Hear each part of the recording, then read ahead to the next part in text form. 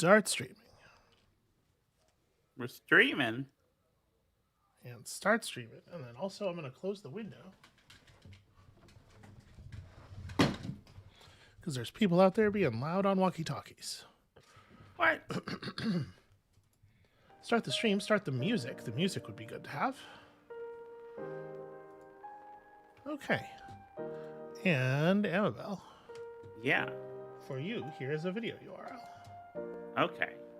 Before I go and do the thing, I'm going to take my turn here. Okay. I want to note that this is a very bad starting position for me. Yeah, it's interesting. And because I only have the choice to advance, and then you're going to advance and get 2 buttons, I think. Yeah, eyeballs. Yeah, 2 eyeballs. So I feel like this is not going to go well for me. I'm going to try out my new strategy. Okay. Which I learned from watching you play. You remember that you've beaten me more than I've beaten you, right? Well, just games in general. Okay, all right. Which is to talk about how I'm losing. And then I end up winning. So that's what I'm going to do. I'm so doomed. I'm going to lose. This is demoralizing. This feels like cruelty. All right, let me get this link. I talk about how I'm losing because I legitimately feel that way. Okay, but every time you do that, you end up winning. No, that's not true because I do it in the games where I lose as well.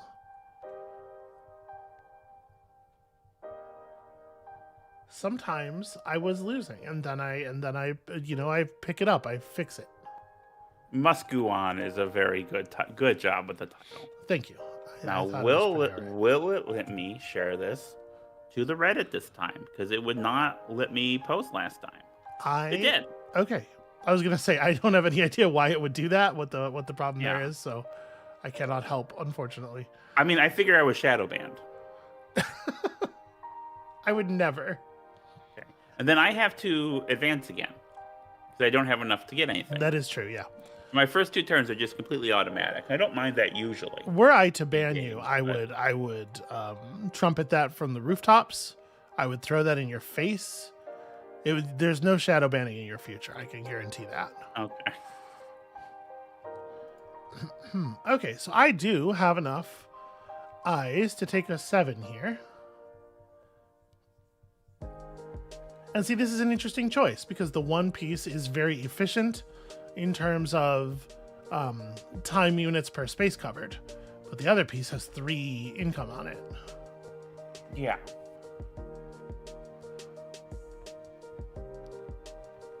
And what you do is going to affect what choices I have available. Yeah, and also there is that. Give you control of the pacing that I would not. Although I don't know that it makes a huge difference.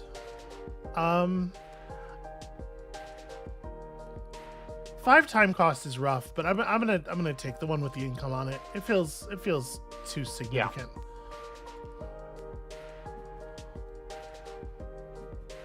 Yeah. Okay. So that gives you these to work with. I don't know if that's like. So the thing is, I do need to get some income, right? Yeah. But then if I do that, I'm going up 3. Okay, I'm going up 3. And it's still my go. Mm-hmm. All right, so yeah, I will grab this one, and I'm gonna. And that leaves you in a spot where you actually have some choices still. Yeah, let me confirm that, and that's gonna get me some eyeballs. So see, this is interesting. With the piece, I was thinking with this piece about whether I wanted to play it in the middle or on the edge like I usually do, or to build toward the middle. And I decided to put it in the edge because of the way it's shaped. I thought that I would be like leaving a weird shaped space behind it if I didn't build it into the middle. And you just went ahead and did that. I don't know. I don't know what I think is more sensible as a strategy here. In terms of like getting to the 7x7.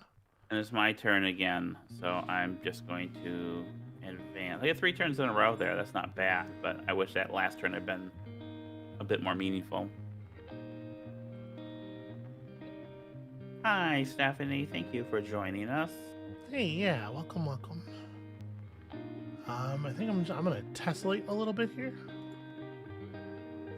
That's filthy. But no one can stop me. No, I've tried. It doesn't work. Yeah, welcome in. Also, I have a nice 2x2 block of eyeballs, representing the canonical eye distribution of a Hearthian, I believe. You have so many eyeballs compared to me. This is demoralizing. I'm going to lose. I'm going to lose so badly.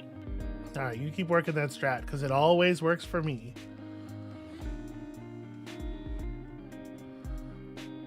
So I have, I don't have any eyes. I'm looking at these like I actually have choices to make.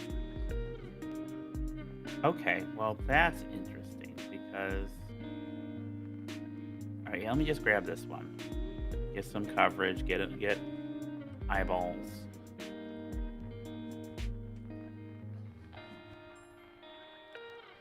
How's everybody doing? How's everybody feeling? How's your days?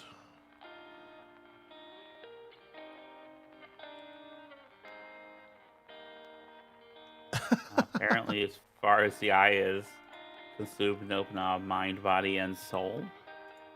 That's cool. I'm happy to be able to help people find games that are rad. I think as far as the eye is really cool, and it did not get enough attention when it came out.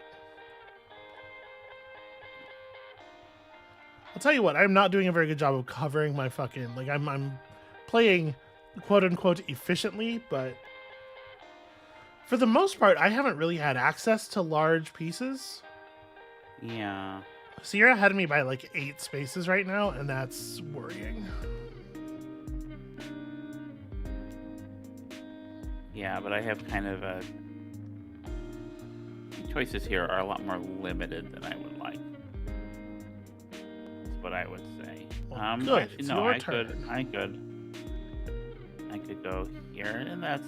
No, 'cause that makes that real hard to fill.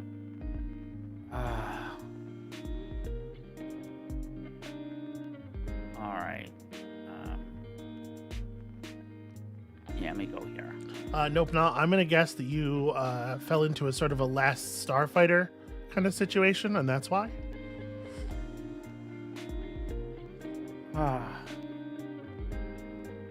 Have you seen The Last Starfighter? I have. Okay. How would I make that reference? Otherwise, I don't know. Here's the thing: is that I don't expect you to have seen movies made before you were born. That's a new one. What do you mean that's a new one? I mean that does not comport with your behavior in other parts of our relationship.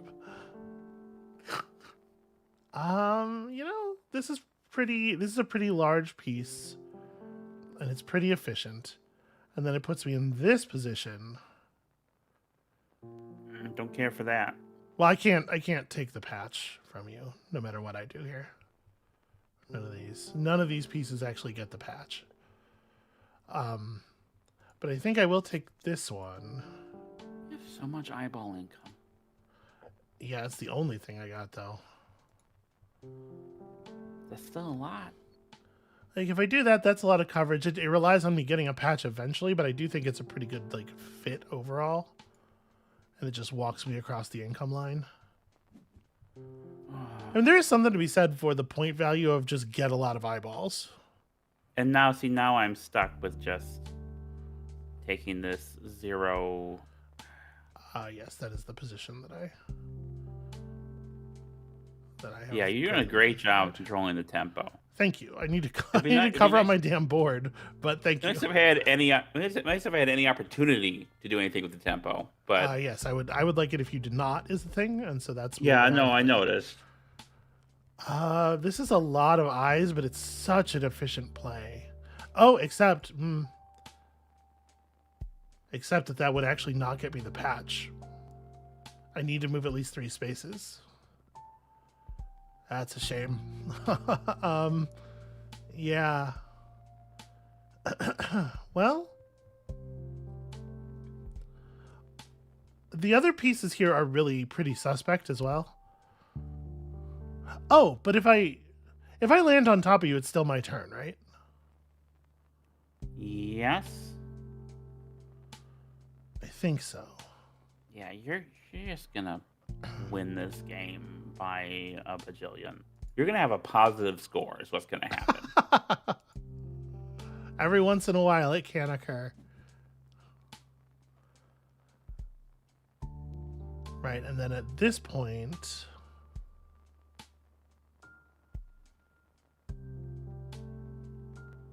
taking this will push me over and it gets me some more coverage.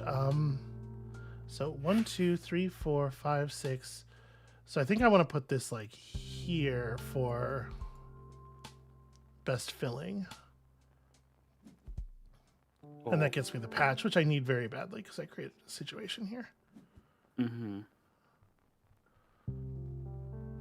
How far? Okay, you're okay. Well, if I grab this one, I did an okay job catching up on coverage. I had the opportunity to take some larger pieces there.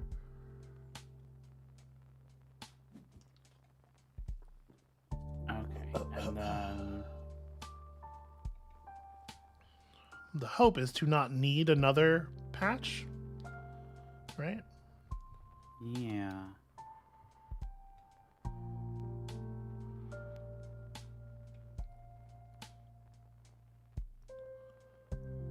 So do you want that too, or do you just want to jump ahead?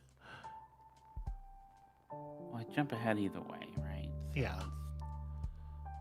And it gives me some eyeballs, which I need. So the question really is, where am I putting the 2? Well, taking the 2 won't get you eyeball. It only moves you forward 1 space. Oh, right. Well, that's what I'm doing. Okay. Yeah, I mean that's a pretty good place to put that. And then I have to advance, sadly. You're getting so many eyeballs. You're getting like more than twice as many eyeballs per turn. I played for income early. It's doing something. I gotta tell you, I unironically like really love this purple piece that I have here.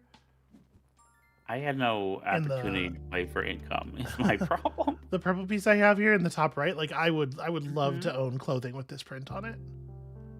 Yeah, like a dress. That would be lovely. This is quite efficient.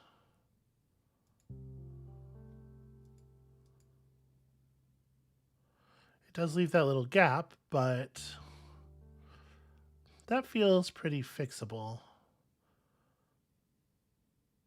The other thing I could do is I could put it down here, right? If I do that, 1, 2, 3, 4, yeah, like if I put it here, that marks that. Actually, I think that's a better play.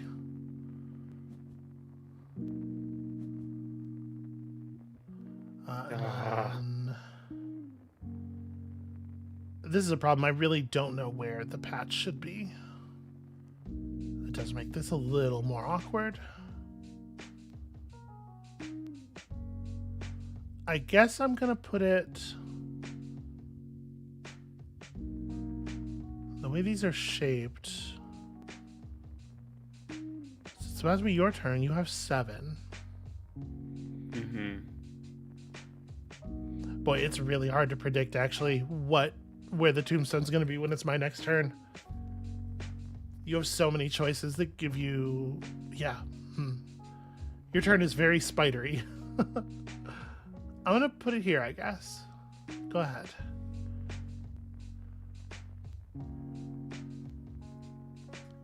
Yeah, so actually, am I doing...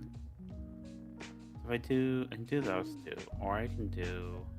I wish they made it easier to see my opponent's board and the upcoming pieces at the same time. So we should be able to watch her decision making. I find a lot of these BGA implementations, my like major complaint about them is they make it too hard to follow your opponent's thought process. They're very focused on like head down insular play, and that's not good play in almost any decent board game. All right, so I was thinking of taking the 3/3 with the eyeball to start, and then I would have another turn and take one of the other ones. But I think what I'm doing is the 2. Well, I mean, you're gonna have another turn and get to take something. Yeah. No matter what you do here. Well, it was, am I doing the 2/2 and then taking the 3/3 because I need the income, or am I taking the 3/3 and then one of the other ones? And I think this is the better move for me right now is to. Okay. That could be very incorrect. I suppose we shall see.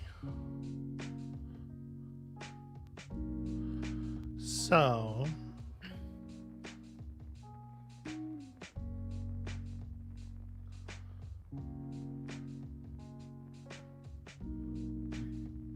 I only have 3 eyes, unfortunately. But so we're taking this, slotting it here, passing you, or landing on top of you, taking income, and then getting to buy another piece. I'm not getting any of these special patches at all. Just not going to happen for me. And that, I believe, gives me some pretty good coverage and the 7x7. Which I am maybe over-focusing on. Damn. I don't want you to get the 7x7. Hooray! Shit.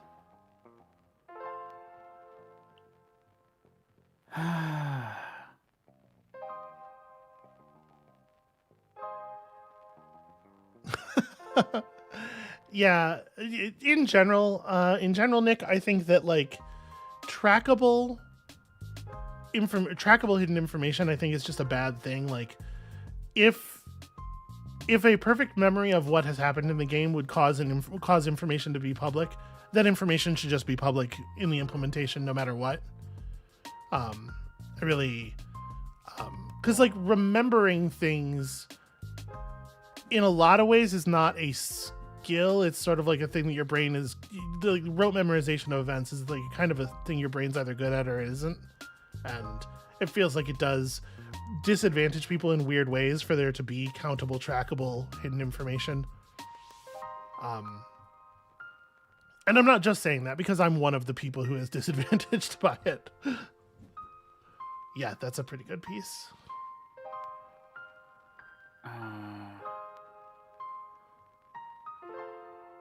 Yeah, hey, Derek. Hey, how's it going?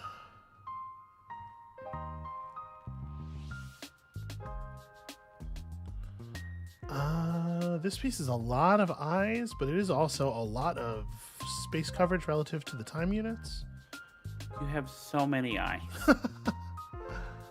We get income 2 more times. I'm taking it. Let's do it.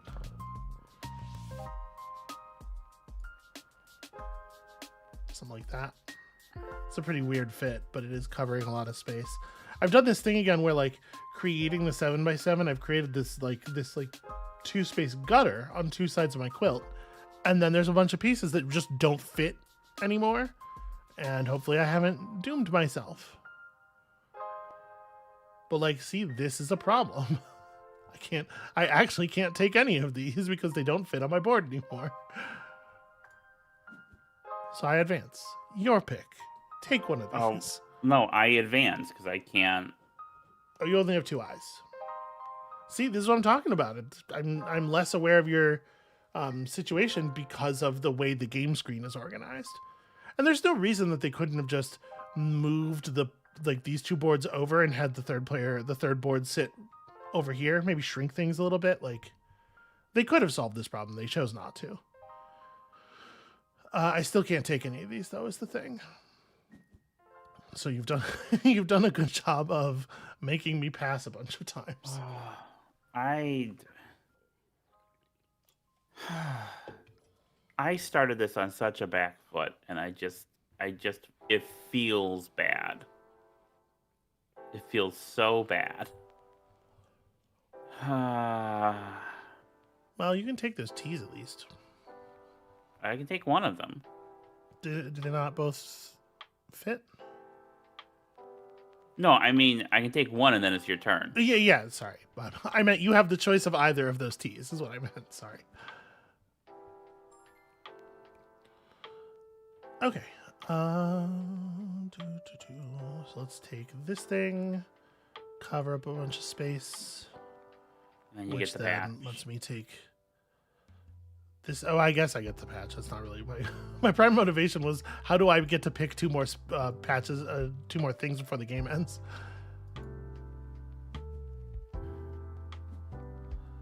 Yeah, and then this patch goes. Does it matter? Probably not. It goes here.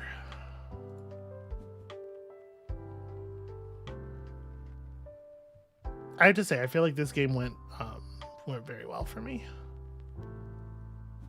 Yeah.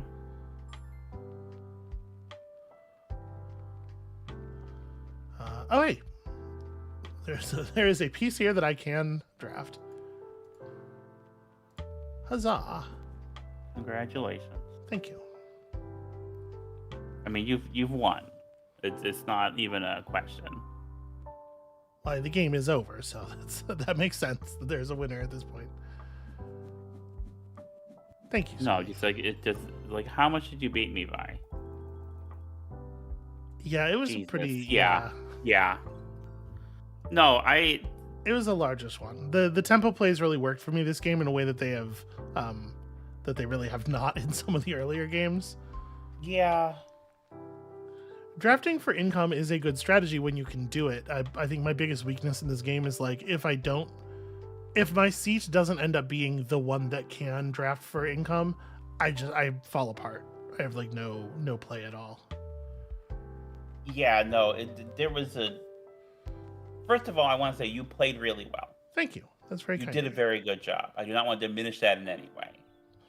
Also, there was a severe first player disadvantage this time around. I think you still would have beat me, but it wouldn't have been a 42-point spread, which feels rough on this end of it. Yeah, I'm sorry. Feels very rough. But that's it's a short casual game, and like if you're playing it in person, you set it up again. It doesn't take long at all, and yeah, like there's a significant luck factor, and that's part of what makes it compelling and interesting. I hope I'm not being sour. I'm not trying to be sour about it. You don't sound like nearly as grumpy and salty as I often do when I lose. I'm used to losing. I'm just not used to like having like the first three turns where I have no decisions and making my position worse each time. What music are we listening to? Why, it's relaxing lo-fi beats, 12 hours of DMCA-free and copyright-free music September edition by The Relaxed Movement. This is one of my favorite, one of their big chunks of relaxing music. The September one with the square in the forest. Yeah, so without much further ado, let's get into the stream proper here. Let me get things set up. Amabel, would you like to take over and vamp while that process occurs? Yes, I am vamping. That's what I'm doing. You're doing a great job. I'm a regular Fedabera is what I am. That's a very good joke I did. Okay, that's familiar. Good. Keep commenting on your own joke. That fills time. If you're familiar with the actress Fedabera who played the Vamp in the movie The Vamp. Apparently, we're 45% of the way through the game. 45% of the way through the game? Yeah. Wow. But I wonder if this is like a Fez or Symphony of the Night thing where you can get like 200%. You're saying we're going to get to 100% and then they're going to turn the world of goo upside down. And we're going to have to build downward. Actually, we've been doing a fair amount of building downward. We have. All right. Anyway. The goo balls on this screen they're actually manipulable. They do not build at all, but I can pick them up and move them around and throw them into space. Okay, the planet has enough gravity. I would have felt bad if he'd actually flown off into space. Derek says, I've never played World of Goo. I liked their programming game a lot. Yeah, Human Resource Machine. That does, it seems, I had never played it, but it seemed like a neat game. All right, shall we join the Atomic Express? Yes. World of Goo 2 has had some kind of plot so far. This is rad. Yeah. Where are the levels on this particular... here we go. Okay. Chug. Let's see what the weird gimmick is. These look like matches. All aboard! The entire island is in motion. Here we go. Did you pack your luggage? Did you charge your batteries and load up your device with TV shows? I have no idea where this machine is going or what it's transporting, but I have a feeling it's going to get colder. Maybe sort of a Snowpiercer kind of situation here. So, all right, we have what looks like an explosive built into the machine. Are there any other... Here we go. Aha, that is lava? This fiery fluid flickers with possibilities. I wonder what happens if you get a little closer. Yeah. The sign painter knows what goo tastes like. Critically, this is not the sign painter. Right? We know that. Okay. I know that, but I'm making a Snowpiercer joke. Let me have this. I know. By the way, for those of you who have not seen Snowpiercer, I might recommend seeing Snowpiercer. Hey, Amabel, here's a question. Is it better or worse than Parasite? Parasite, his other... I haven't seen Parasite. You haven't seen Okay. That's very fixable. If we knew someone who had an extensively stocked Plex server, Parasite might even already be on it. No, I'm aware. Just waiting. Hypothetically. I'm a little concerned about the structural stability of this shape. Yeah. Because there are spikes down there, and it's swinging like real close. Weight-wise, I'm feeling like... There we go. I'm trying to brace it a little bit, but I don't know anything about engineering, as we learned last time. Okay, I'm gonna build out from here, and we're gonna maybe lose some of that bottom. Yeah, that's fine. Oh, let me pop a time fly for that one. We can lose those down there. That's fine. All right. As ever, solution is go fast. Aha! It all broke, but not before it caught fire. All right, then we get some fluid dynamics, and now the fluid's down here. What was the value of that? Why did I want to do that? I don't... Oh, okay. So we've burned away the constraints keeping our other goo balls away from the pipe, is why. Obviously.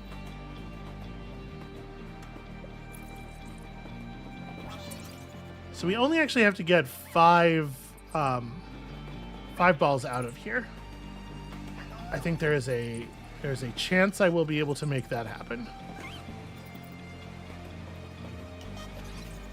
Because remember, there was that explosive keeping this part of the train closed. So we caused that to burn. There we go. Easy. Here's the thing about video games. They're very easy and straightforward, and nobody has ever had a problem with one. Also, playing them makes you handsome and socially adjusted.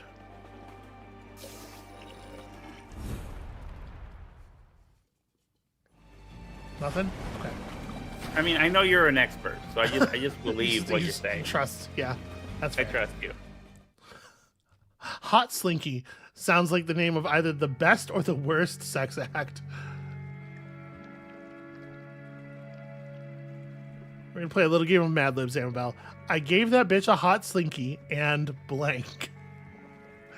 Okay, wait, now is this a noun or an adverb? Like, I need to know the that's how you Mad Libs. No, it's the rest of a sentence. Okay. All around us is a vast ocean of molten metal. It's filled with failed bridges that those before you tried to build. She said, "Ow, my hands! This is so hot. This metal is very warm." Great, perfect, flawless. And I was like, "I know, I'm into that."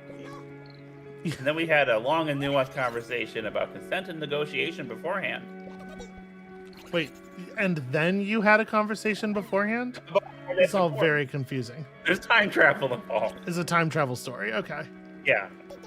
This is sort of like the wrong number of stories about burning your sexual partner. Hugo nominated. We love you, Blue. We love you, Blue. Okay, so this is fine. We managed to get to the second platform. We're just gonna... Oh boy. Okay. Please don't anybody fall into any lava. I don't like the way it looks like it is. Yes. The gyration is uncomfortable. Well, at our age, Yeah, no. these things happen. Look, if I'm not in pain at least a little bit, something's, not right. Okay, I think that... World of Goo After Dark. Yeah, I couldn't do this. Oh, no. Okay. We're good. It's fine. It's good. We're good. All right, I gotta get a little bit more mass onto this island over here. Yeah. Okay, so the pipe's right there, but if we can build across to these, obviously, some more rescues. And we do love to bring more friends home. So we're gonna see. I'm gonna try, and if it turns out to be foolishness, then we can all live in that palace of regret together. How about that? All right. Is this a good idea? Is this a good way to do this? I mean, There we go. I don't think these are a sound construction. Let me just time fly that. I grabbed the wrong friend there. Okay, I meant to grab one of the ones that wasn't part of the building, and instead grabbed a critical vertex. Okay, I mean they're awake, but these ones you can't pick up. So these ones we have to get over here the old-fashioned way. If I pull this, yeah, that'll be fine. We have to actually make contact here. You come with me. Ha! Really? You're gonna... Okay. They're gonna be sticklers about it. So problem. When I pick this up, this one's gonna swing down into lava immediately, right? Probably. And I think when I pick this one up, this one will just fall. So we're gonna try to go... Yeah, alright. Hold on. Time fly. I'm gonna take this. Here's my brilliant solution to that problem. Okay. Okay. And then we grab this guy. Put him over here. And that just leaves this one sitting. There we go. That was actually a much better way to do that. Okay, now let's just build for freedom here. We're gonna have another kind of issue with this structure, and I don't know what to do about it. We'll get to it when we get to it.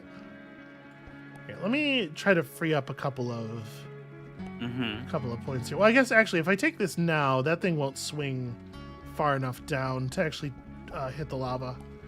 We'll just grab that, pull it over here. I'm just gonna try to change the way this is weighted a little bit. Okay. All right, and now we're going for the pipe. There we go. Whew, okay.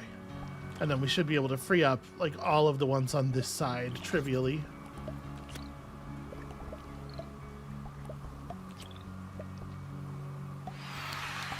All right. You did it. We did it. Now we're going to see exactly how many we can get in there without ruining everything. How did something fall and die? Okay.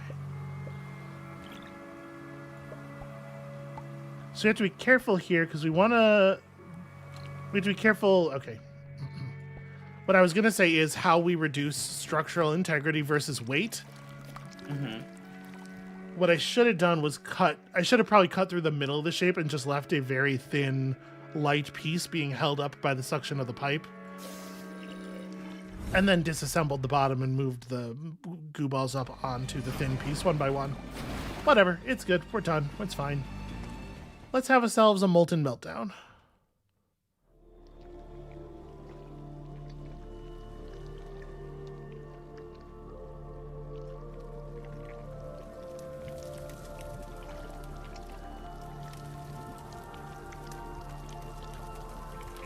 Okay. It's getting toasty in here. I don't know if that's the right way to express that sound. This facility appears to be processing molten metal. Are they forging new tracks? I heard they started the train before the railroad had been completed. They're going to have to lay down track in front of the train at a speed faster than the train is rushing forward. Glad it's not my job. That does seem, somewhat problematic, but in a very real way, I guess it's the story of all of human civilization.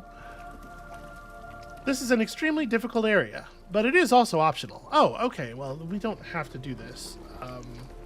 This is just another build as high as you can type area? Oh, there is a pipe. I'm not going to worry about it. We're gonna focus on... I play World of Goo games for the plot, Amabel. Yeah. No, I know this. Famously. I'm surprised you didn't select story mode. Cheese balls. What is that? Those two yellow mounds weren't there a few moments ago. They sprouted up out of the ground like they're alive. Are they made of cheese? Butter? No, they don't seem to be affected by the heat. But I bet they're delicious. Amabel, what do you think? Scale of 1 to 10. How delicious do these look?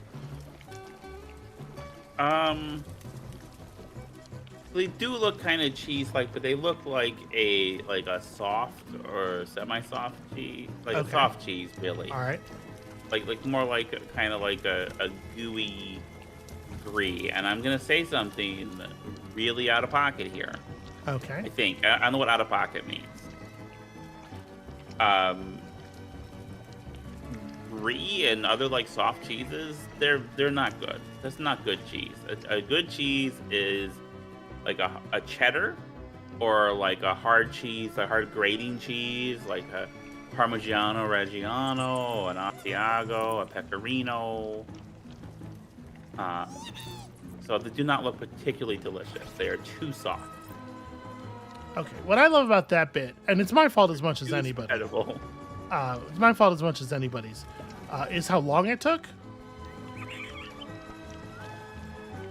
So these things do just come right through. That's interesting. They can build off of the platform itself. They're unaffected by the heat. So I guess the idea is that we are making... Oh, okay.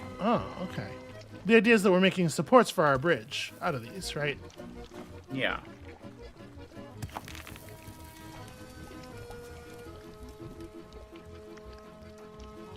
I guess like that. That's an interesting mechanic. Yeah, so how many of these mechanics are new for World of Goo 2? Because I didn't play through all of one. Right, you know, so I don't know.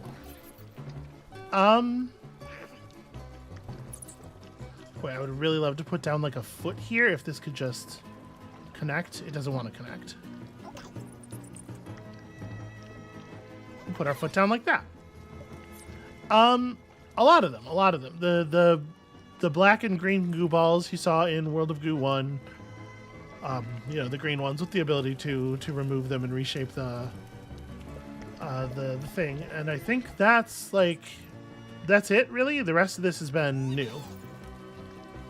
Cool new ideas for how to goo. I'd really like to stabilize this again. I guess I'm going to have to do it like this.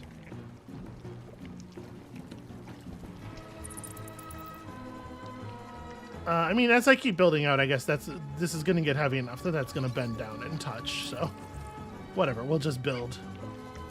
It will become a foot eventually. All right. So, how do we want to build? Can I make like a solid? No, I can't make a single support across here. Ah, there we go. All right. So we obviously have to get this high enough that it's... Ugh. These things really, they love to go flying. Have to get this high enough that it's cutting off the flow of the hot garbage.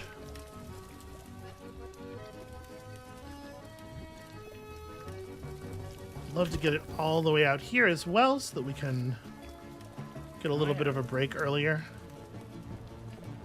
And then, like, I guess as high as possible here. Okay. This'll work. Right. Yeah, look at that. Perfect. Definitely just how I planned it. All right, so we can wedge this in here really nicely.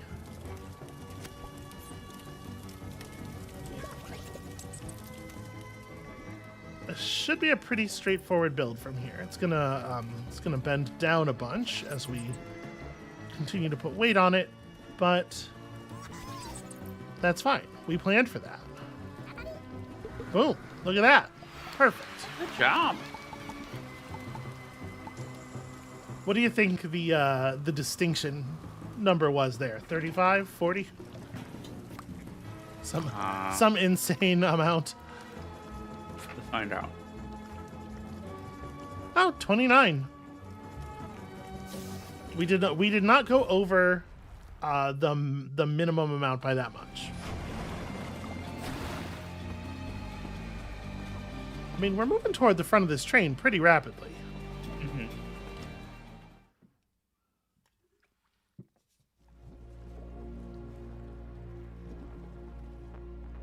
There is something counting down over at the right side over there, and then also this is happening. It looks like a critical pneumatic data tube broke. Oh, these are data balls. The data's leaking out down into this infinite dev/null hole below us. But can an infinite amount of data fill an infinite hole?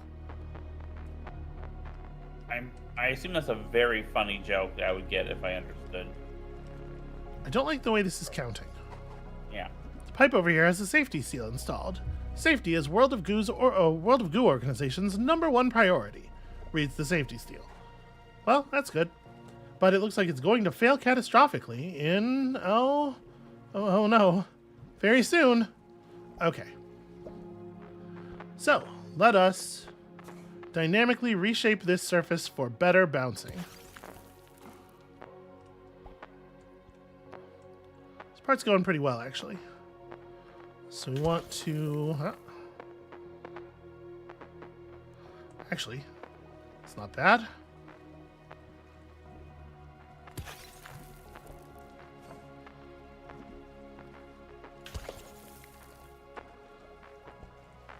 It's almost getting there.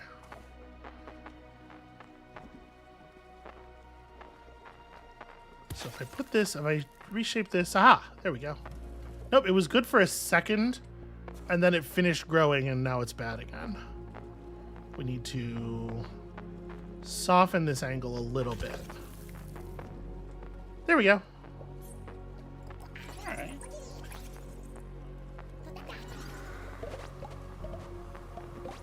Go, data balls, go!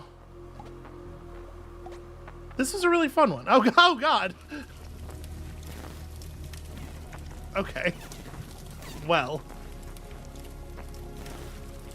I feel like that's a little unfair because it's counting down from the moment you enter the thing, and you're gonna need time to read the signs, right? Like, Yeah. that's some nonsense. No, I said go this way. Okay.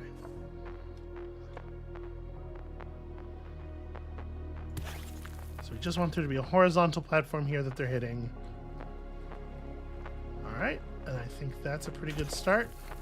Ah, my cheese ball. I was gonna build with that.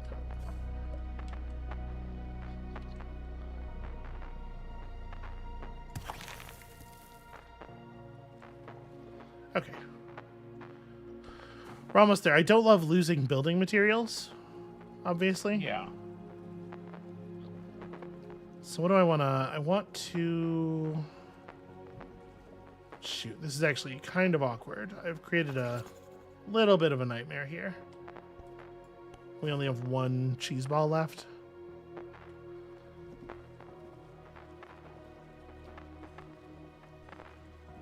Because if I sharpen this angle, they're gonna go more sideways, but they don't, I think, have the force. Yeah, okay, well.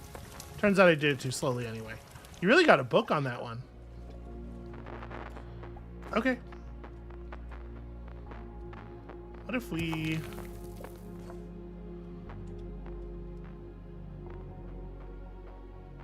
This is a little awkward because they're hitting like the very edge of this. Ah. Well, I sure didn't mean to do that.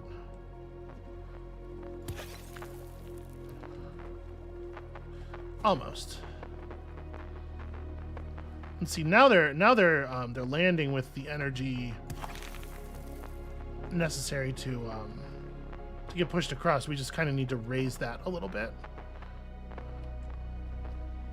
Like, I think something like this will work.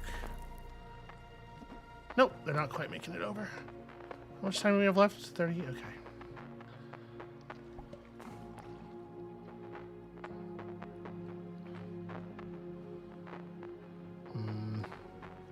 How am I going to fix this?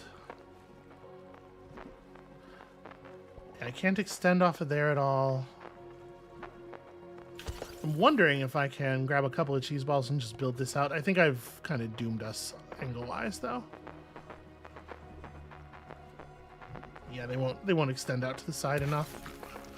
And here comes the lava. We were so close on that first try, and then all of a sudden I can't. This time you're gonna do it anymore.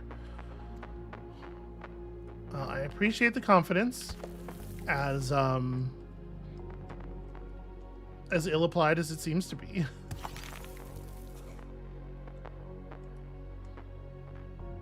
Okay, that gets us out to here.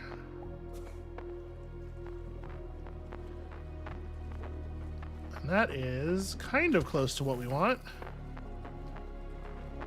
Go back and get me another piece of cheese. I wish these were easier to communicate across the distance, you know? Yeah. Ah, hey. That's gonna work. Okay. I'm pretty happy with that path, actually. And I think they're gonna get there in time. Will the cheese balls go in the pipe?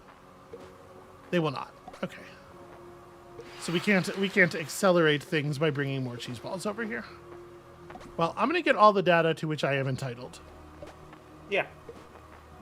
This is what data looks like inside your computer, by the way. Okay.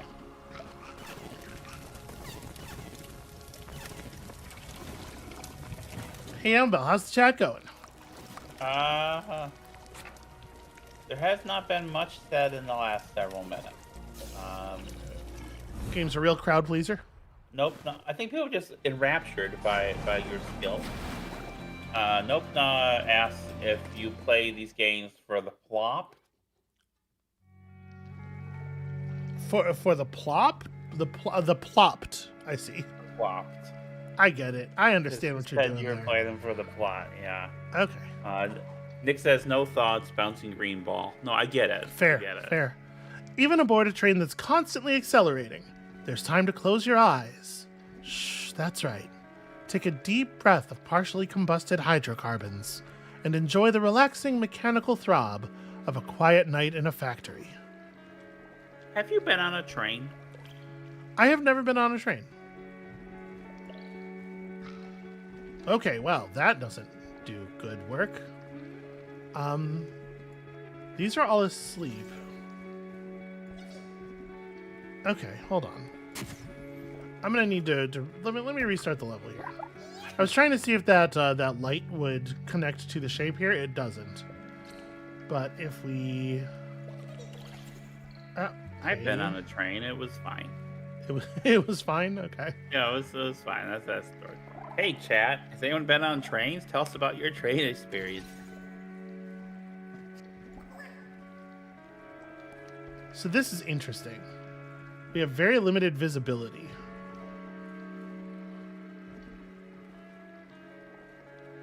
I guess I just want to put these like on the shape.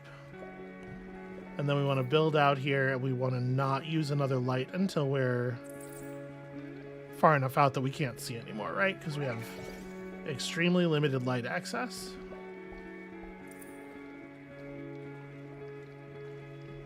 Yeah, it seems kind of terrifying.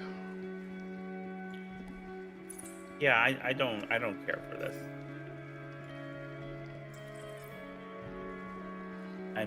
Cornflakes is deeply confused as to how one could have never ridden a train. Well, so that's a United States thing.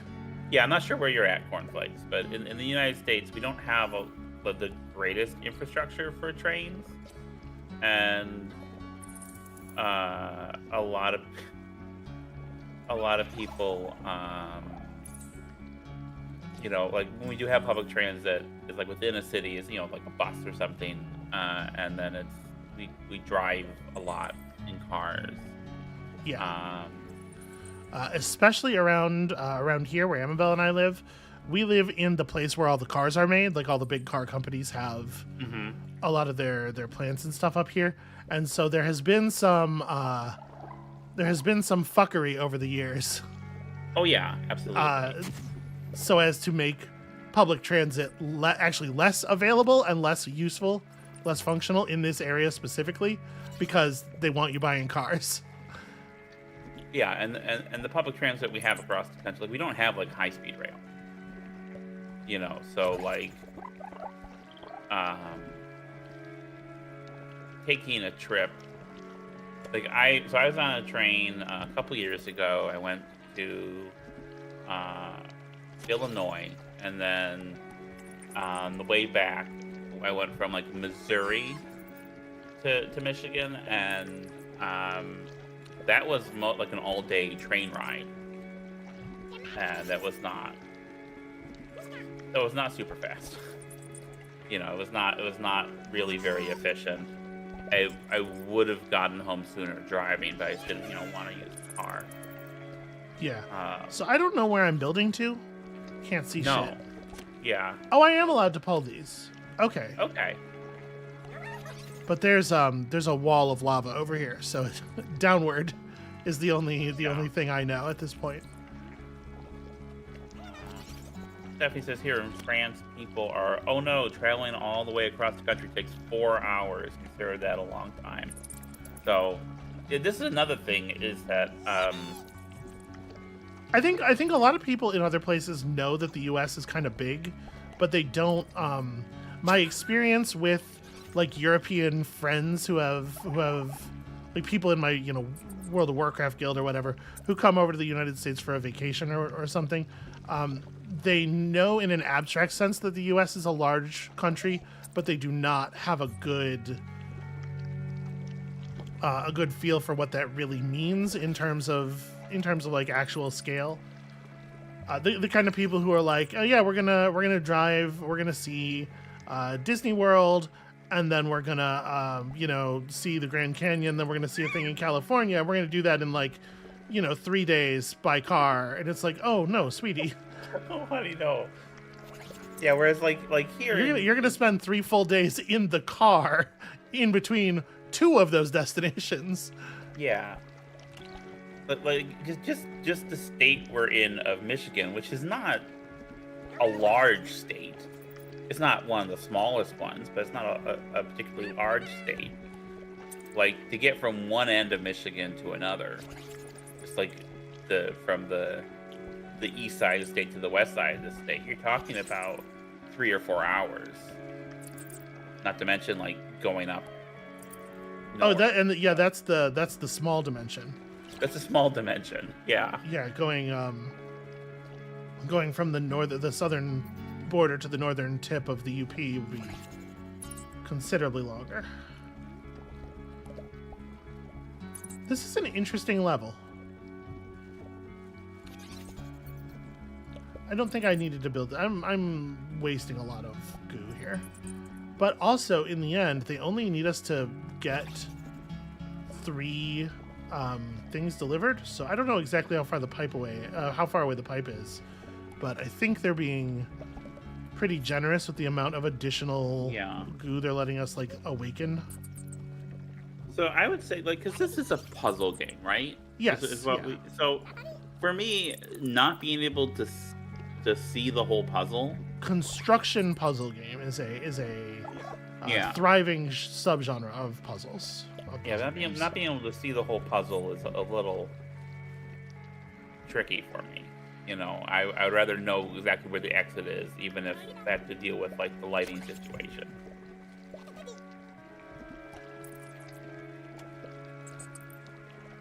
Yeah, Robin says here in Wisconsin, they don't even have a train route between Madison and Milwaukee, the only 2 big cities anyone would want to get between. Yeah. Yeah. Yeah, like, so part of it is like in places where the car companies have sway, there is like legitimately, legislative fuckery going on and whatnot. But another thing is, and this is hard to, I think, express in words to somebody who hasn't really like had to deal with it personally, the space that cars occupy in the American psyche. Yeah. People just don't want to go places in ways other than driving. A lot of people, that is. Yeah. I personally would prefer to never drive a car again, but I know that I am not normative in this way. Yeah. No, I definitely prefer taking a train to taking an airplane. You know, I said they were being really generous, but we did only deliver 7 in the end. This was all inside the train, by the way. Yeah. Because, like, airplane travel, I mean, first of all, just doing airline security as a trans person is not... Oh, yeah, what a nightmare. My favorite thing. What a nightmare that's definitely going to get worse. Yeah, sorry. Didn't mean to bring that up, but... Well, no, I mean, you didn't. But trains, on the other hand, I mean, there is no security stuff to go through. They're not trying to do that whole theater of it, probably because it's not used by very many people. It is also not particularly expensive, so I'll say that for it. Yeah. Here's another, like, just a cultural thing about like living in the U.S. I have traveled the entire width and height of this country. I've been to sort of all of the edges in various ways. A lot of that in actual car trips. And I've taken Greyhound buses and stuff, places. I am not an inexperienced traveler, but I literally wouldn't know how to put a train trip together. I don't even know where there's a place that you can catch a train around here. Like, I would have to do serious research to even begin such an idea. So that's just another sort of data point about American engagement with trains. Yeah, whereas the house I used to live at, the city I used to live in, like, there is a train track, like, running behind the house. So I had more understanding of it. But yeah, and we do have trains, but they're mostly for freight. Yeah. These rare albino goo balls evolved deep under the ground. They've been exposed to crushing pressure and extreme temperature for generations. That might explain why they appear unconcerned with fire and scorching hot molten metal. Either that or they just don't have the sensory organs to understand the situation that they're in, you know? Yeah. So what are we doing here? Okay, there's the pipe. Here's the metal. These waste disposal drains seem awfully close together. This design is probably not up to code. But I suppose we're all right, as long as liquid goo's not flammable. Well, some kinds of liquid goo seem to not be flammable. So the idea is that we're going to have to use the white goo to build through the lava. Okay. But it's not clear to me how we're going to. I guess the idea is that we construct a match structure out here to allow to, like, we have to free the white goo ball structure, right? So the idea is we construct a match structure out to the point where we can burn the thing.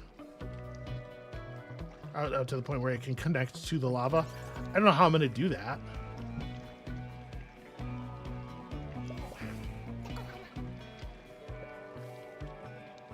This seems very difficult. All right, hold on. We can brace this against the wall. A little bit. I don't know why I thought that was going to hold. Okay, that's a little more something. It is a little more something. Oh. Let me undo that placement. Maybe we can brace that a little bit better. Ah, jeez. Once again, like I have no idea what I'm doing here. Okay, let's try letting it stress across the top a little bit more. That's as far out as I can. Ugh. That bend really sucks. Okay, we have another thing over here. So we have to figure out a way to build this out to that while also having enough structure that we can start the fire.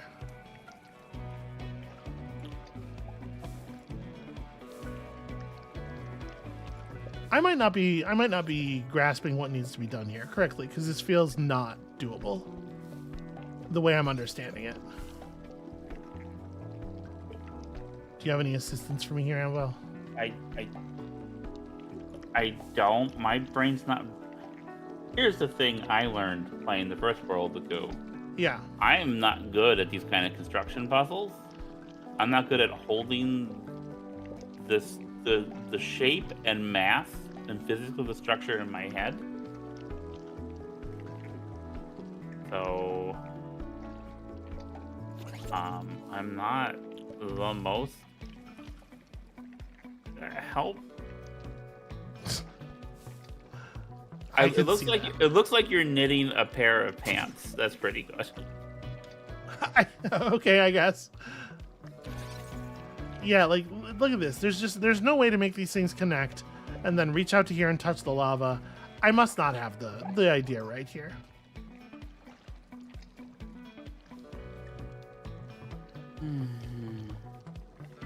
Is there anything else on the level that I'm missing? Because there's no way we're going to be able to connect these things, then start a fire along them that burns away the matches here, that then drops the white part of this into the into the water, into the goo, and lets it flow down here, at which point we can build across to the pipe. That's what I thought we were supposed to do. Yeah. But I just can't. It doesn't seem at all feasible. Now, Fire, scorching hot molten metal. But how else are we going to burn all this stuff? Yeah. Is the black goo, is it also flammable? I mean, even if it is, I can't get the fire over to it. Yeah. I guess maybe this structure Yeah, maybe the idea here is we have this touch both the lava and the black goo, and we start a fire that way. That seems much more doable. I think you might be onto it there, because the black goo did light up in that other level, didn't it?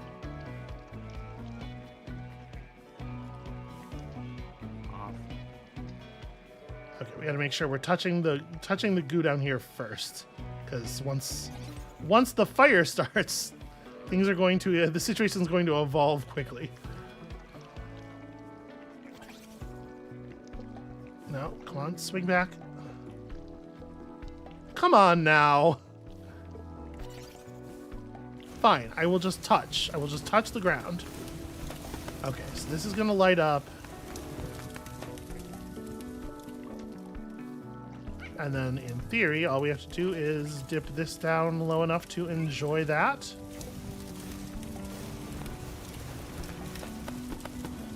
Yeah, good call, sweetie. This thing will pick up all of those on the way down. Yeah. I wonder if the match head balls are savable on that, if they'll go in the pipe. I mean, you saved one. Yeah, they must be, right? Yeah, you're right. I did save one. So yeah, that's how you would get you build a very efficient shape on the second thing. I'm not even sure. Honestly, I'm not sure how we did save that one, because it definitely was in the fire.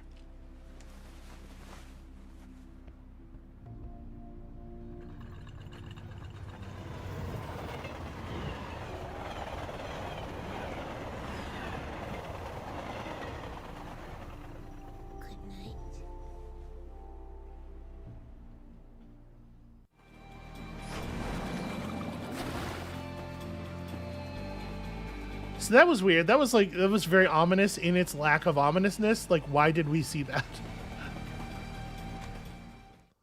Let's check out the garbage dump double pump. I never feel more like a host than when I'm reading the name of a level. It's a real Cookie Masterson kind of feeling. It's time for... Wait, who's Cookie Masterson? So we have an explosive here. The guy who hosts most of the best Jackbox games.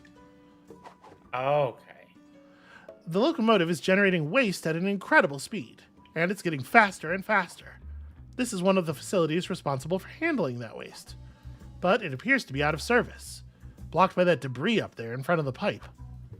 Okay, so we build a matchstick structure across to there, and then we cause a fire to ride up here and explode it. Explode it real good. See, I at first misunderstood it as Alistair Cookie, the host of Monster Peace Theater, which is a different thing. That is a different man, although I have no doubt that Cookie Masterson would be very flattered to be so associated. Yeah. It's really hard to get these things to... Okay, now they're actually connected. All right, and then now we just go downward. The good news is that downward building is usually very easy. The bad news is that downward building is usually very easy, and so I'm expecting some kind of trick.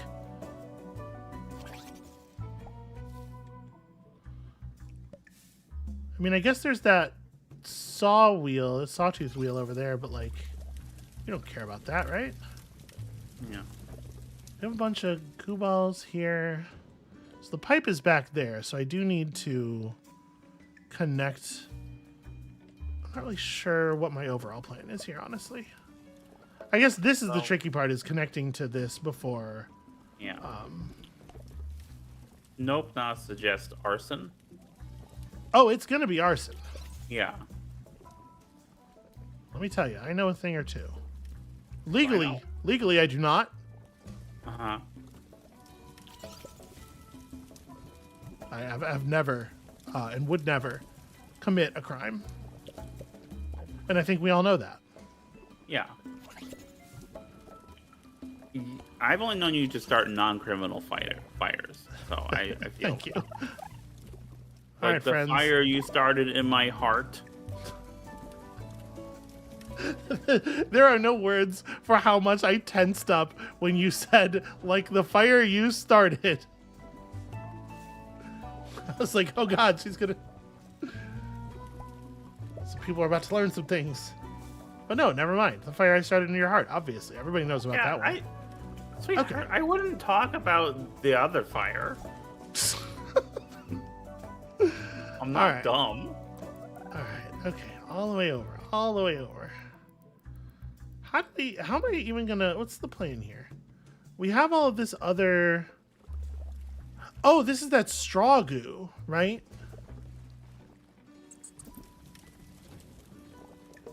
Right, so we use this to drink up the black goo to feed into the thing up there. Okay.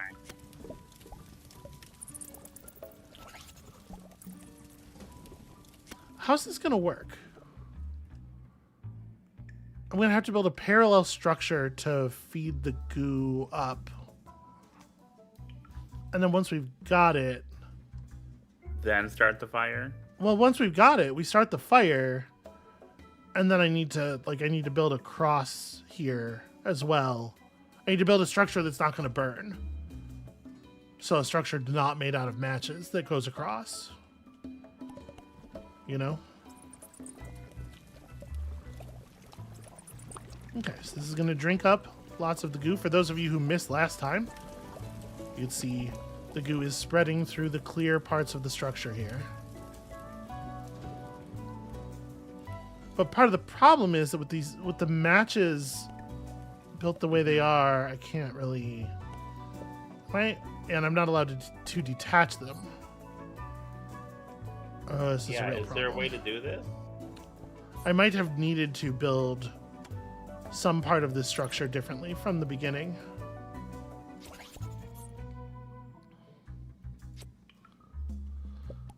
Let me see if I can create a situation here. Oh, okay.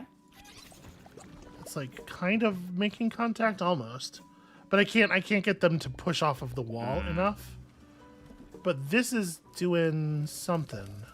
I really wanted to make this connection, this vertical connection, before we burn the matches. So I'm a little worried when we do light the matches off that this whole thing is going to collapse, and I don't have the ability to...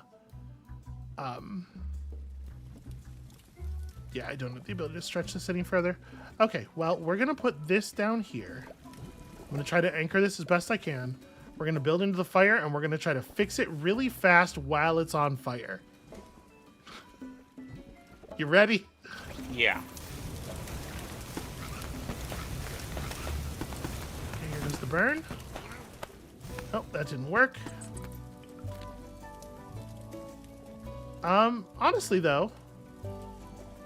There we go. There we go. The fire didn't spread all the way up. What the fuck? Oh, there's... Okay, this bit here doesn't have wood crossing it. Okay.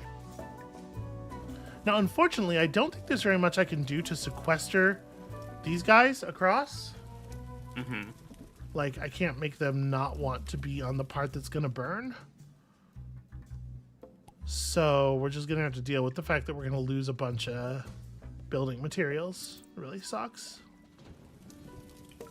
If I put another one down here, give us a little bit more hold up. I think I can probably guarantee that we'll be able to, we'll be able to make the connection. Come on, kids, get over here. They're not doing it. But I can make that connection. Okay. That explosion happened. And we have... Hold on. Yeah, just put the balls down onto the shape right here. Okay. I mean, that's something. I have one more of these like little pipette guys because we can get some more goo here. All right, so we have produced quite a lot of proper building goo. This is a neat level. They're combining the concepts in fun ways. Yeah.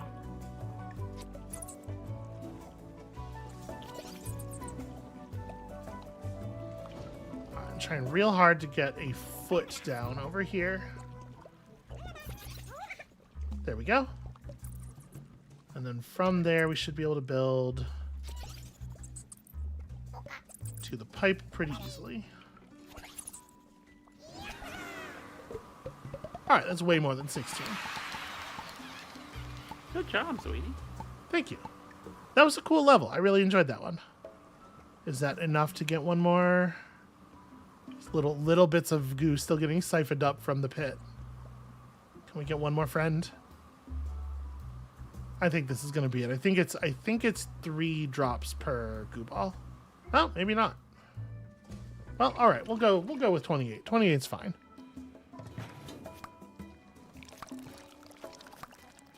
Moves a mere 67, a svelte 67. You know, 41 is not that much less. I'm going to say that we almost did that efficiently. Sure.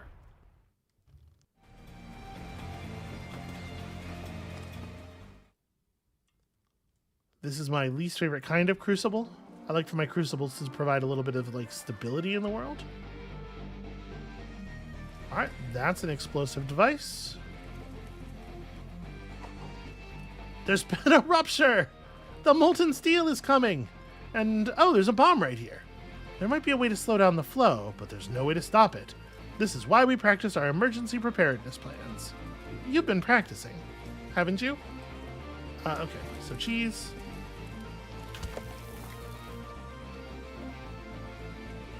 Buy ourselves a little bit of time. There's something in those clouds. Here it comes. Hold on to something.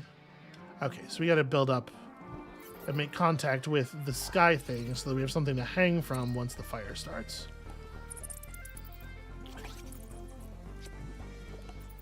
Having to build a tall shape quickly is like the nightmare, right? Mm-hmm.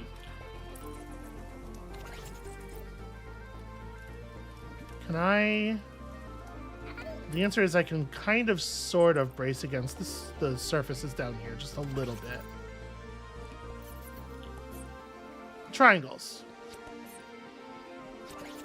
Right? Triangles are an engineer's best friend. I wouldn't know. Although I guess based on the engineers we know, I guess estrogen is an engineer's best friend. That's fair. Ah! Okay. A little bit of structure. I mean, I sort of want to reach out and try to... Hey, something over here.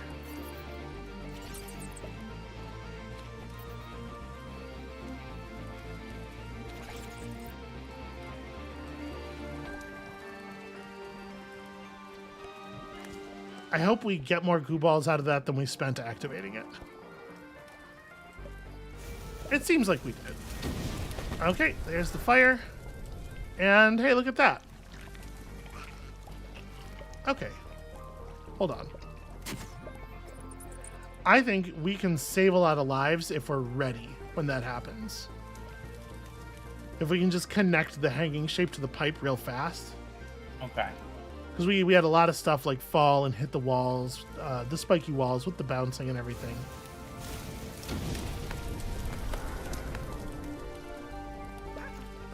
Damn it. Because it was just one thing hanging, I couldn't build off of it.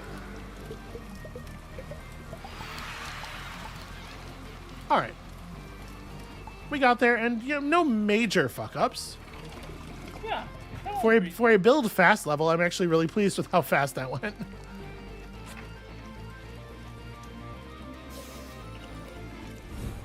I've seen a lot of comments about triangles in the chat. I will assume, without fully reading them, that they are all positive, reinforcing comments like the mighty triangle itself. Derek Nelson said needed more triangle. Well, I mean, that's always going to be the case, right? Engineering always benefits from more triangles, but you got exigencies, costs, and whatnot. Okay, this is going to fill. We're on the timer again a little bit here. From way up here, it looks like the world is speeding by faster and faster. Yeah, this idea of a train that never stops accelerating seems bad. No, yeah, it does. Yeah. It's been getting colder, hasn't it? I think I'll find a way inside. Get toasty warm, maybe make a cozy cup of cocoa, and snuggle up next to a bubbling river of molten steel. Maybe Okay. this is the twist. Maybe, like, the rest of the game is like a Snowpiercer RPG. World of Goo 2 is silently on the Snowpiercer IP. You don't find out until the late title card. No. Okay. That's the worst possible outcome. The thing I'm trying to do here is build a bridge, if that wasn't clear, for our friend who is going to be along shortly.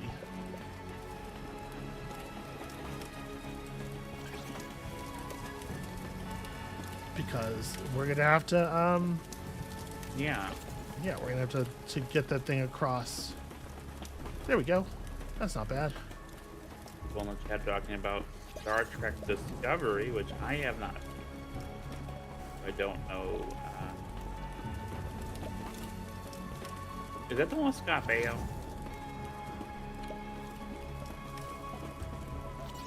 Is there a Star Trek with Scott Baio? What? Scott Bakula.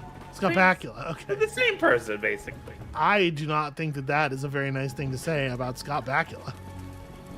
No, that's fair. I'm sorry. Scott Bakula, if you're watching.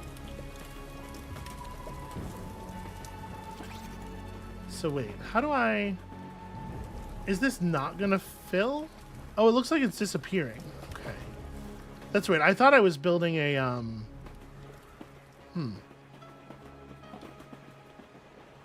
Apparently the one I was thinking was Enterprise, which is 2 decades old. Hold on a second. Retry. Let me refocus here. Also,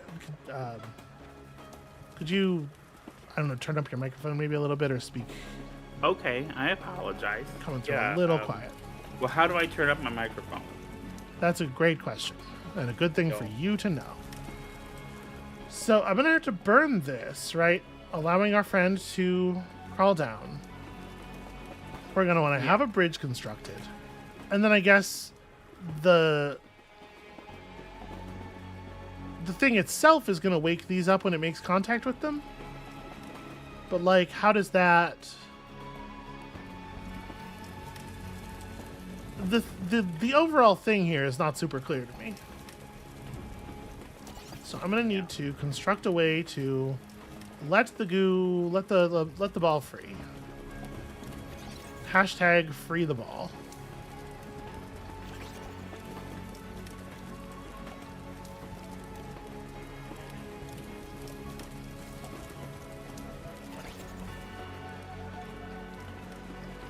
Okay, I think we're gonna need like 1 or 2 more guys to make that happen.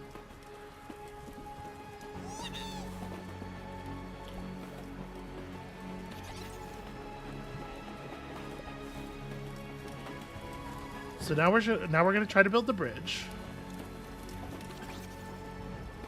Wow. Okay. You get no stability from these matchsticks. It's really terrible.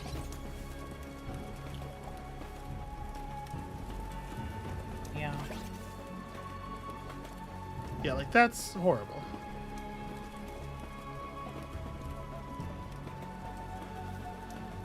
I don't know what to do with this shape. No, I'm trying to use as few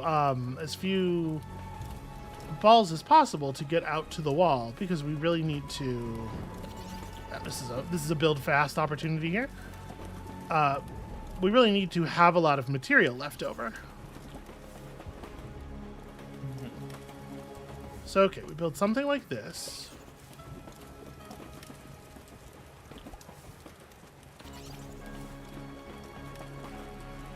Okay, that's like a bridge. That's a pretty efficient bridge. We got a fair number of matchstick heads left here. I'm going to pull all the ones that we don't need on this shape off of this shape. And then I'm going to start it up. We're gonna set it on fire and we're going to see what happens. All right. Meanwhile, in the chat, people are slowly establishing that everyone in the chat and you are younger than me. So that's...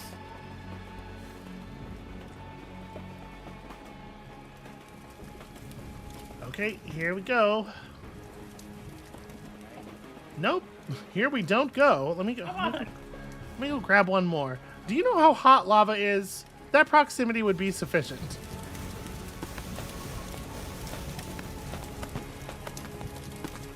All right.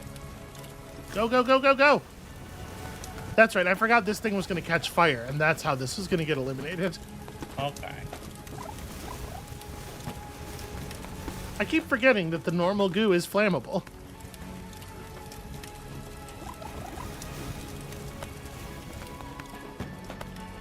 Seems bad. Those are words I've heard you say before. Oh, no, okay, this is water. All right. So now this has occurred. It's so cold. Why would that make you write like this? I don't... What is this place? Colder than even the frigid air outside. This must be one of the coolant circulators. They keep the engine cool. And then you say the word shiver out loud. All right, looks like there's some old maintenance equipment hanging up there. You might want to use it to get out of here. Yeah, maybe. Before someone finds you frozen in time like a family photo. There's a lot of text. Yeah. There could be less. What on earth are we doing? So I break this. Okay, I see. And then the pipettes are drawing fluid up out of this thing, and then we use the fluid to produce thrust? Kind of. What else can I do with it? Nothing really. I think this is what it's for. But it's not going very fast. Is that green ball valiant? Hitting you with it doesn't do anything. You notice how much faster it is when it's going to the right than when it's going to the left? Why is that?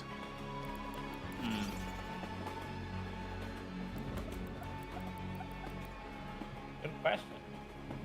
There we go. I found an angle that actually generates some force. It's very finicky about the angle. Yeah. This Okay. is one thing because this is a So we're gonna push the big goo ball over onto this vent, and that's gonna throw it upward and into these pipettes, which are gonna consume it, I think. Yeah, this is a puzzle game with like a physics engine, and because of that, like some things don't quite work the way you'd expect unless you get just the right angle or whatnot, which is a different feeling for me than a puzzle game that like a turn-based puzzle game or something that's more is less dependent on angles and momentum and that. You know what I mean? I don't. Okay. Your concerns are deeply alien to me. Okay. All right, we just Or it gotta might- not fall over. It reminds me a little bit of the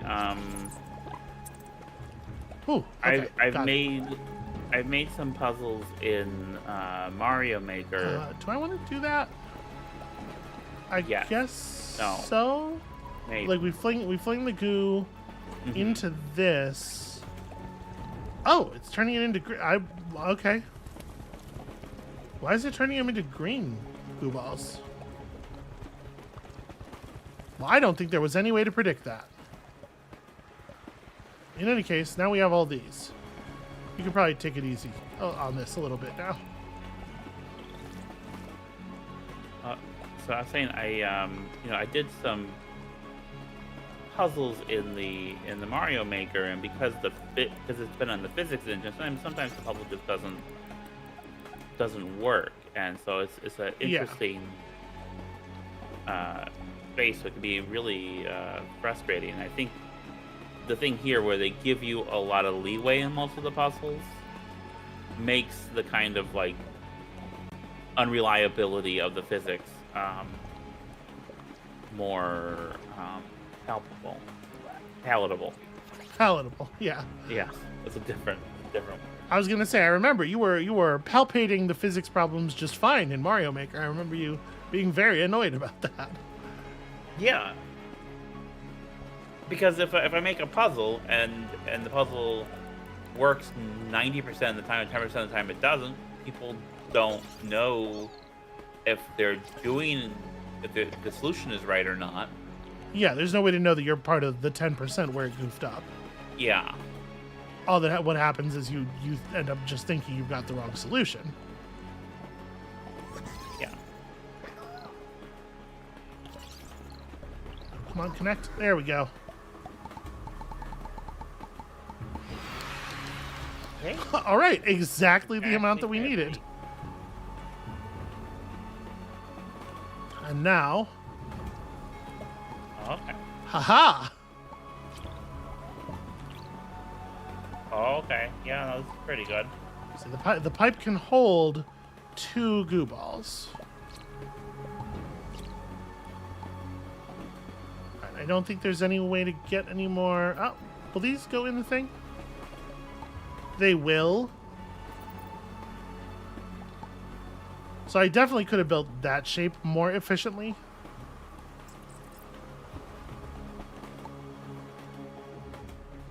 Yes, there's probably some goo we could have saved there.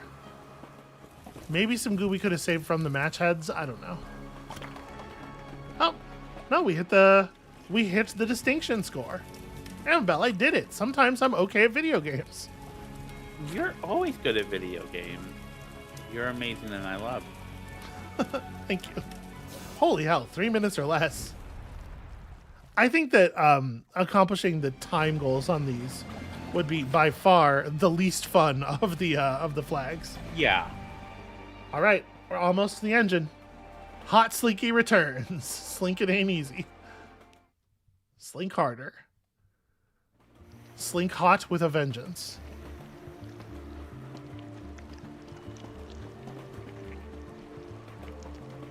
It wasn't really very much like a Slinky, was it?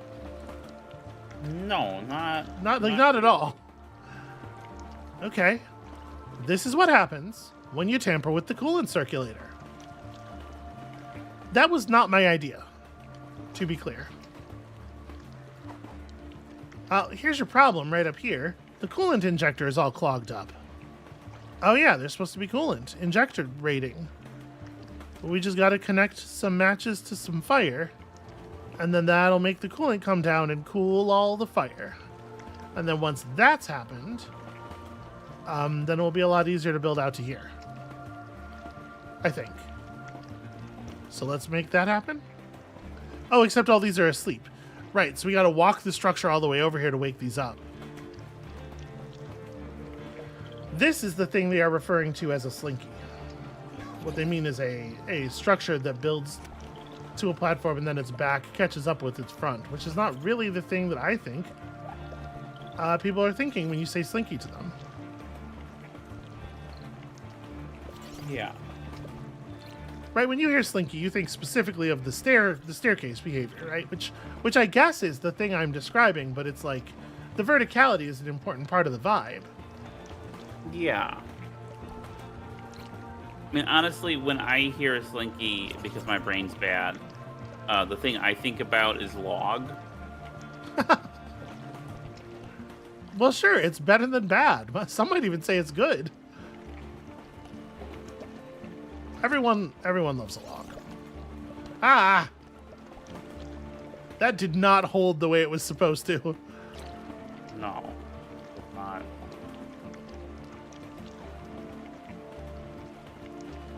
Come on. Damn it. Okay, all right, that's fine. We're gonna figure this out. We're gonna solve this. Let's brace this bit here. Okay.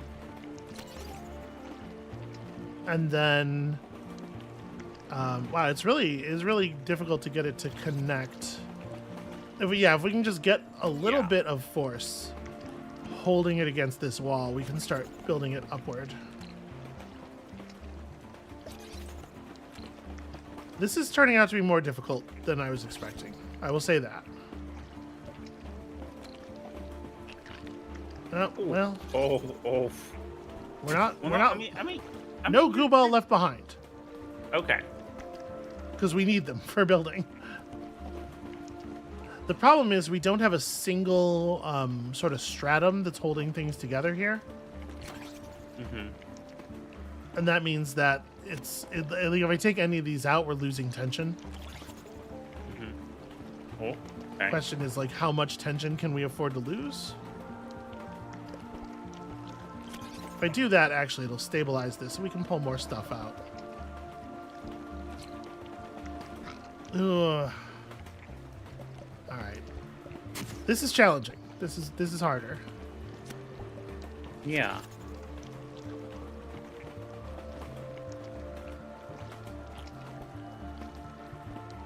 Okay, so now we... And a big part of the problem is that everything I put on here to attach, like, to give it some kind of suggestion of stability is also increasing the weight. Yeah. And we need to increase the weight on this side of the figure. Now, if you pull that one, the one to the right of it, will that break things? This is gonna cause this whole thing to swing downward. Okay. Yeah, that's no good. So will this, but it doesn't swing down far enough at this point to touch the fire. And now we can start stripping stuff off of here and adding weight to this side. Okay. Yeah, they definitely... There were a number of levels where you were building with the green goo balls in the previous game, but there was nothing that really felt like the kinds of engineering problems they're presenting in this game with them. I think they're doing a lot of really good, interesting iteration on their mechanics. This has been a rad experience so far, is what I am saying. I'm glad you're having a good time. I like it when you enjoy your job. Yeah. When you enjoy playing games. Because sometimes, I don't want to peel back the curtain too much, but sometimes some of the games you have less enthusiasm for after a bit. And Yeah, that is certainly true. How are we gonna get another safe movement here? I'm gonna pull this down here really fast. Okay. looks like a badger. That was pretty good. I'm not sure that I saw the badger. That's okay. I saw it. Yeah, that's what matters.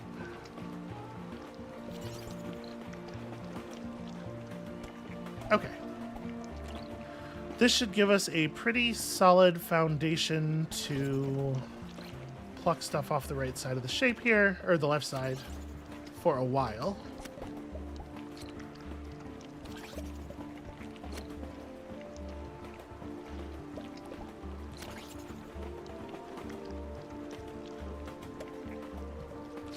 There we go. I think we're balanced. We're pretty much balanced.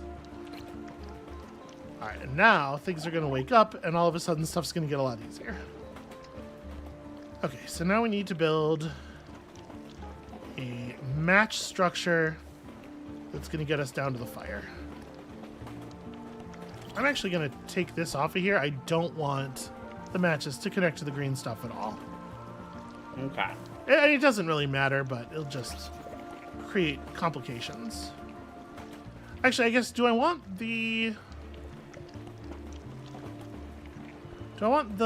white goo balls to end up on the green structure?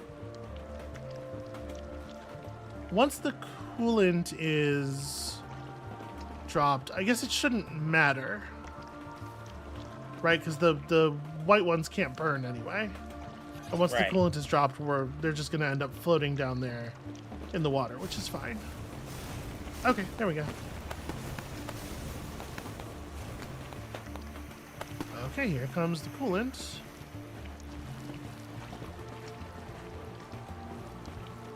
Okay. Now we just need to drop the green part in the water, which should be relatively simple.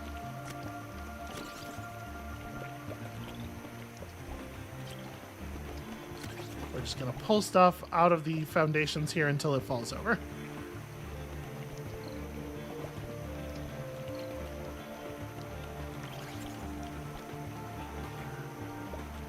It does get a little hard to keep interacting with the settled vertices once you have a certain number of like loose goo balls on it, because they try to get in the way. They want to be the thing you're grabbing instead of the shape. Oh damn! I was not expecting the flow of the water to to destroy the structure. I guess that makes sense. Go, go, go, go, go, quickly.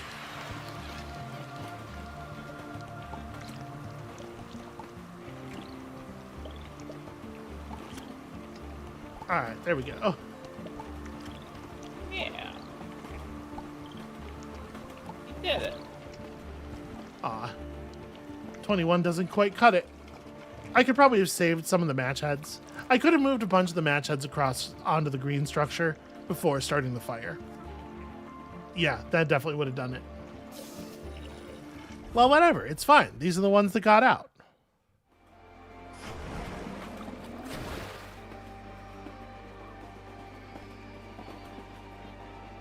People really just going to leave Robin hanging? Nobody's got a mushroom?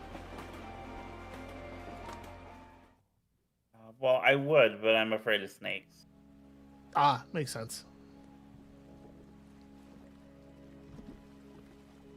Okay, the ground shakes, and here we are. Doing what about it? Okay, extremely difficult optional area. What would you do here? It's just build a bridge across with the ability to form some kind of central structure, like a leg to put the bridge on. That's not super interesting. Yeah, nope, no, you probably are too young to understand the... That is some old internet for sure.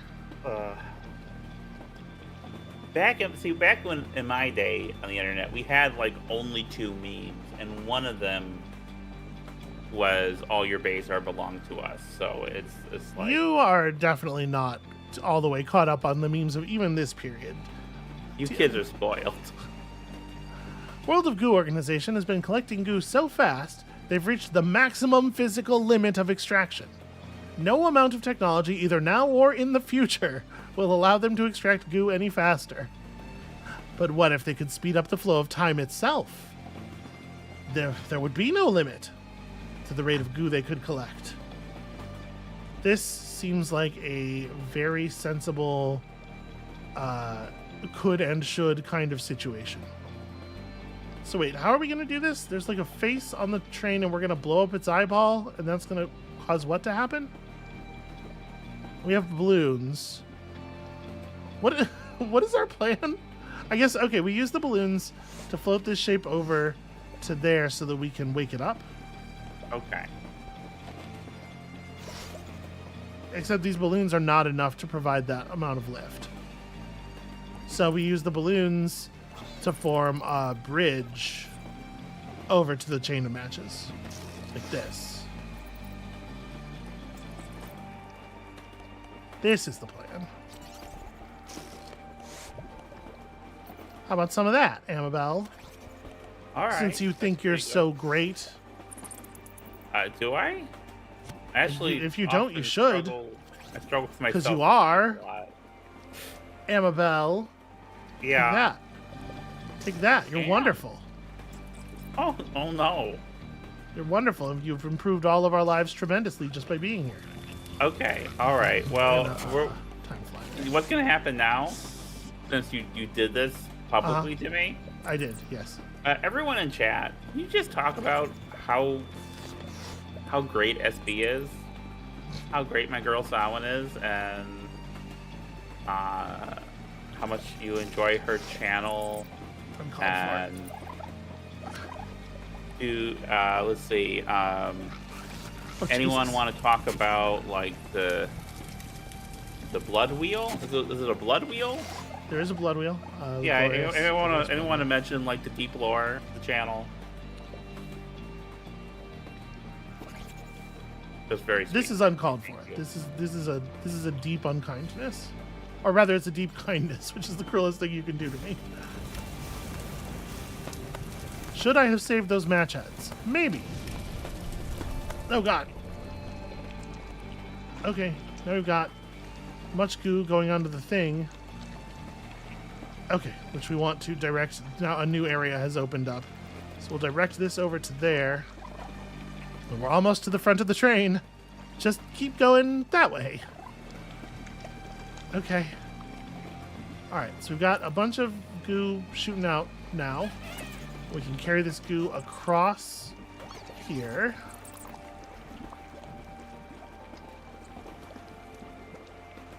Trying to form a little support here, but this is going to be tricky. You know, nope, I'm not actually sure what series the blood wheel is from. The Blood Wheel is from the most recent long BattleTech series. I was looking for a way, like the mechanical arc of that game is not quite as long as the amount of time you get for the campaign. Like you get to the point where you kind of like have the best possible mechs and gear for your little mercenary company long before you're anywhere near finished plot-wise. And so I had to come up with a way to make a way to keep the missions interesting. This makes a lot of sense here. This is good construction, sweetie. I said what you're doing makes a lot of sense here. It's good construction. Oh, thank you. I'm so unprepared to receive praise. I literally cannot understand praise being said to me. What am I doing? Where am I? Okay, I'm going up there. All right. This is a fucking fucking nightmare. No, you're all right. Interrupt the blood wheel. You're all right. So I made this little like a wheel of challenges, basically, just to give myself some extra difficulty and extra constraints. And then I had a plan for how that was going to go, and the wheel itself had a different plan. And you can I forget which episode the short film establishing the lore of the Blood Wheel is in, but it probably isn't too hard to find. It's probably named something like Blood Wheel, right?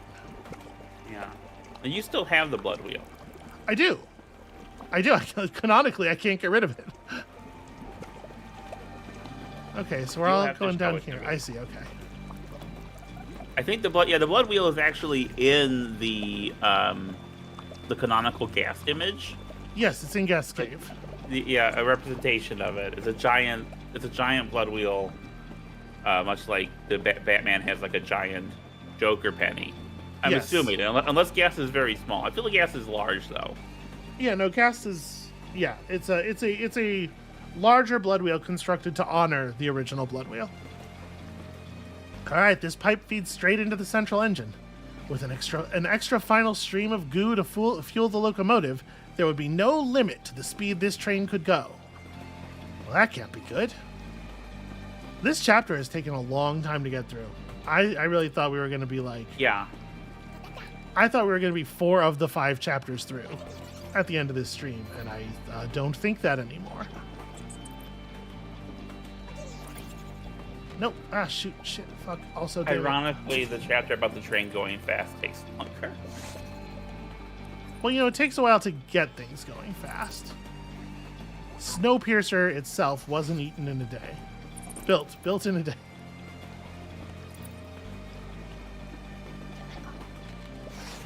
I'm sure that the baby was eaten in a day. It's probably pretty small serving sizes on those. Spoilers for Snowpiercer, I guess. Kind of. I mean, not really, right? Like, oh, no, lava. Okay. All right. Why is there lava at the top of the chamber? Why is everything a fucking nightmare all of the time? How come they keep making video games that are more and more realistic?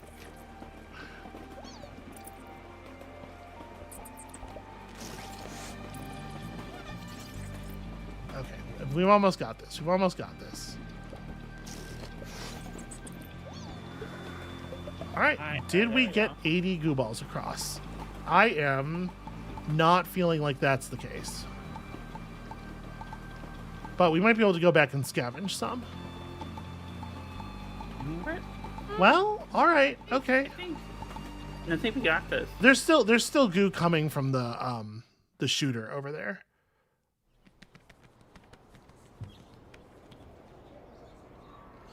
Here it comes again. It's getting faster and faster. Dear God. What is it doing? It's moving so fast. Time almost stands still for people on the train. From their perspective, time is speeding up for us down here. Wow.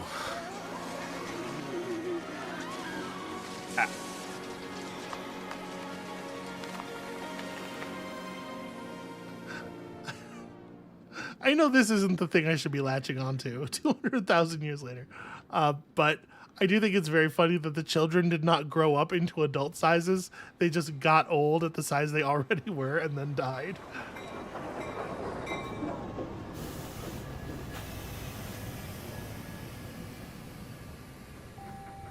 You have arrived at your destination.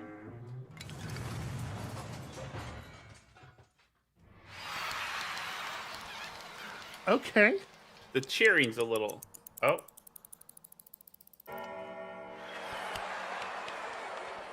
Oh, sure, a bunch of time has passed, right?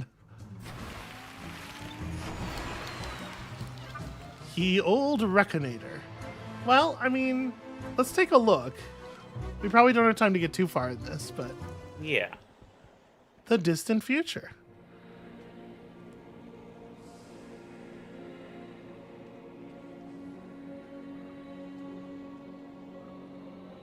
Man, I love the presentation of these games. I do want to stop and say that, like, I really appreciate the weirdness in the character of the vocal performances, that some of them sound like they're coming through an old radio, and, you know, like, it really helps sell the sort of, like, the disconnectedness of everything. Yeah. All right, World of Goo 9, Paper Gulf. Hey, I recognize this. Welcome to World of Goo 9, Paper Gulf. Released in the year 2136, Paper Gulf was an anachronism. Paper, that is sheets of fibrous dry-pressed wood pulp, had not existed for generations.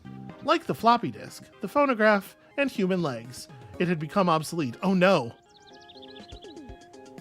Anti-vax government took over, and they lost the vaccine for giant crab legs.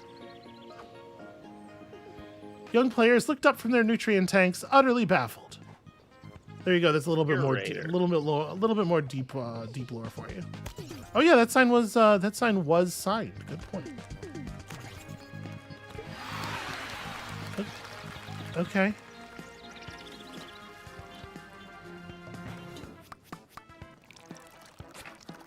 Two moves. There was a second ball somewhere. I knew it.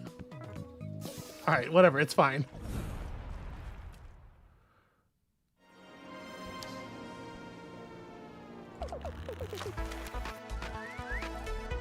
Okay, so these are the World of Goo 9 levels. I'm curious if the other chain of monitors hanging next to us is a different World of Goo.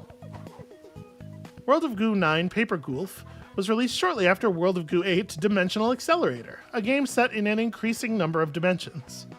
It was physically accurate, but it turns out nobody actually enjoys anything more than 3 dimensions. I can't even handle that most of the time. But I think the perfect number of dimensions will always be 2. The Curator.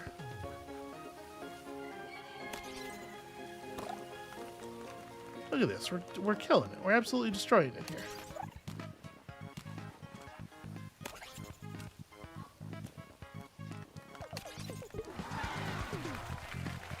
not really what I was trying to do. I was trying to wake these up.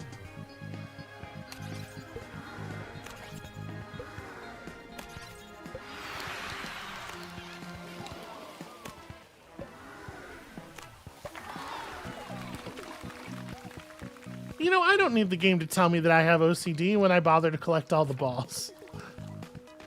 Yeah.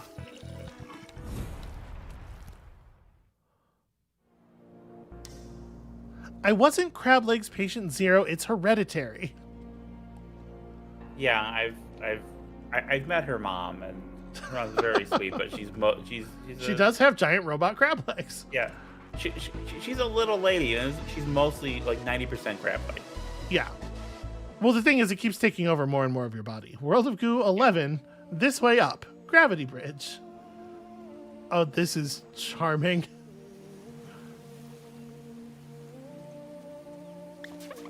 Welcome to World of Goo 11. Released in the year 2216, you could fall up, or down, or left or right. It was up to you. Some players thought that perhaps this gameplay mechanic was a nod to the fact that the original developers built a structurally insufficient bridge. It's okay, I made World of Goo, they said, before plummeting into an infinite ravine. They were never seen again. The curator. Okay, so...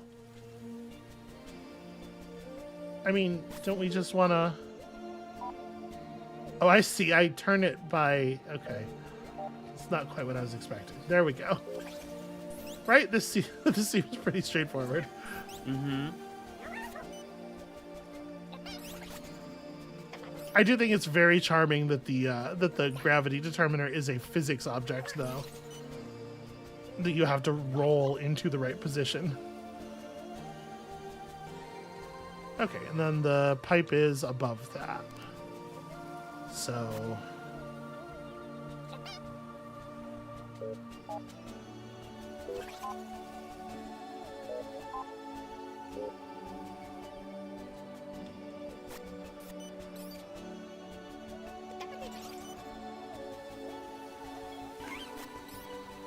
It's interesting that this one didn't sort of reorient.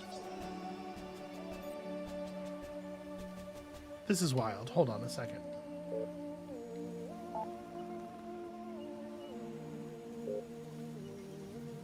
Nope, I just can't quite get it to connect.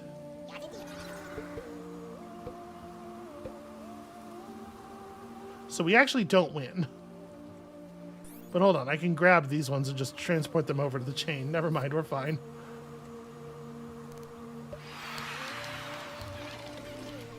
This is interesting. Yeah.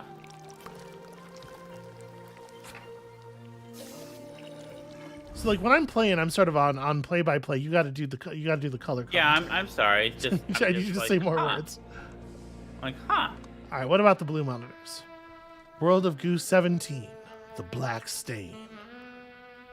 Oh. Chapter 1, smoke-filled room. The city is filthy. The night sky pours down rain like it has a personal grudge. The rhythm of droplets on the pavement echoes through the city's desolate alleyways, a mournful serenade to the lost souls that roam this town. The rain comes from above, but something else comes from below. A thick black sludge seeps up through the cracks in the streets, as if the city itself is bleeding its own filth and corruption. It'll stick to your soul, they laugh. But most people have long stopped wondering what exactly is oozing up through the ground. Just another bit of filth to scrape off at the end of the day.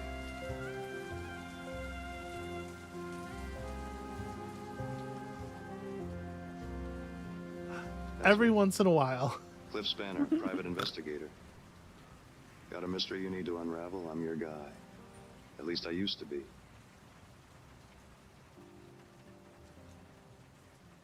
Every once in a while, I wish that I did this shit with face cam on, because I wish that y'all could have seen the expression. I'm imagining it because this is the rain extremely. beats against the office window. The only light is from the street light outside. Through the sheets of rain and the dusty blinds, the dim, amber glow casts ghostly shadows across my desk. Sorry, I didn't know that was going to cause narration. I didn't mean to interrupt you. Yeah, no, I know how much of a sucker you are for like noir bullshit. So Yeah. Smoke I mean, me curls too. from the end of my sparkler, turning to ash on my desk. Smoky tendrils fade into the dank air. They built an adventure game engine. It's a fucking like Wadget Eye adventure game. A sign on the door reads Cliff Spanner, private investigator. What's a Wadget Eye? A sudden knock on my office door shatters the silence. It's a company that makes adventure. They make some like modern, kind of, sort of retro modern. They make adventure games that are very well regarded. I haven't actually played any of them, but I've heard lots of good things. Yeah, come in. Are you like A woman adventure steps games? into the room. Her silhouette oozes sensuality. Her eyes shimmer with desperation and allure. Her face is stunning. She moves with an elegance that seems to defy the grimy streets she must have traversed to get here. I catch a hint of her perfume, something intoxicating as she approaches my desk. I need your help, Mr. Spanner. There's something terribly wrong, and I don't know who else to turn to. Need a light?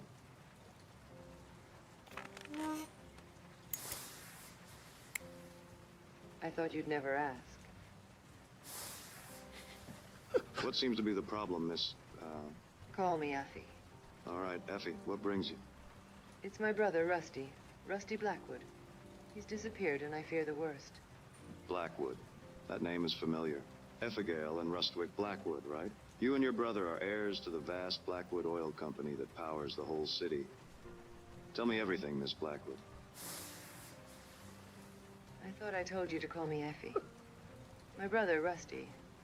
You see, he fell in with some sort of environmental activist. Some floozy named Misty. Misty. She filled his head with all manner of nonsense. She convinced him that the Blackwood Oil Company wrecked the city, polluted it, and that it was built upon the backs of exploited workers and a damaged environment. Can you imagine? This city would be pitch black without my family's energy. That's when I started noticing changes around the office. Incomplete reports, mysterious memos, strange phone calls at all hours. I tried to brush it off as simple negligence, but, oh, Cliff, I have begun to suspect that my brother is secretly working with Sunshine Power. Sunshine Power. They're that new energy company. Harnessing the sun's rays for cheap, clean power, right? They must be a pretty big competitor for your oil business, aren't they? Well, that's just it, Cliff. With Rusty in bed with the competitor, in bed with Misty, in bed with Sunshine Power, I fear he planned to bring down the Blackwood Oil Company. You think your brother would destroy your family legacy? At first, I couldn't believe it. We're family. But the heart wants what the heart wants, Cliff. The heart can lead a man down the darkest alleyways. And your father? Does he know about this? My father is a powerful man, Mr. Spanner. The sole owner of Blackwood Oil. And there's nothing that goes on in the company he doesn't know about. And if Rusty defected to a rival green energy upstart... Oh, Cliffy, you don't think... I don't think... What? You don't think that my father would, in his displeasure, that he would have hurt my brother, do you? I can't say, Miss Blackwood. Effie. Whatever happened to my brother, Cliff, I need to know the truth, no matter how painful. I'll find your brother, Effie. The truth has a way of revealing itself, even in the darkest corners. Thank you, Mr. Spanner.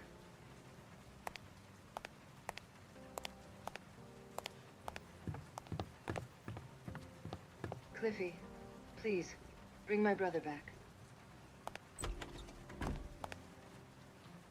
The scent of Effie's perfume lingers in the air. It is certain this case will be my greatest trial yet.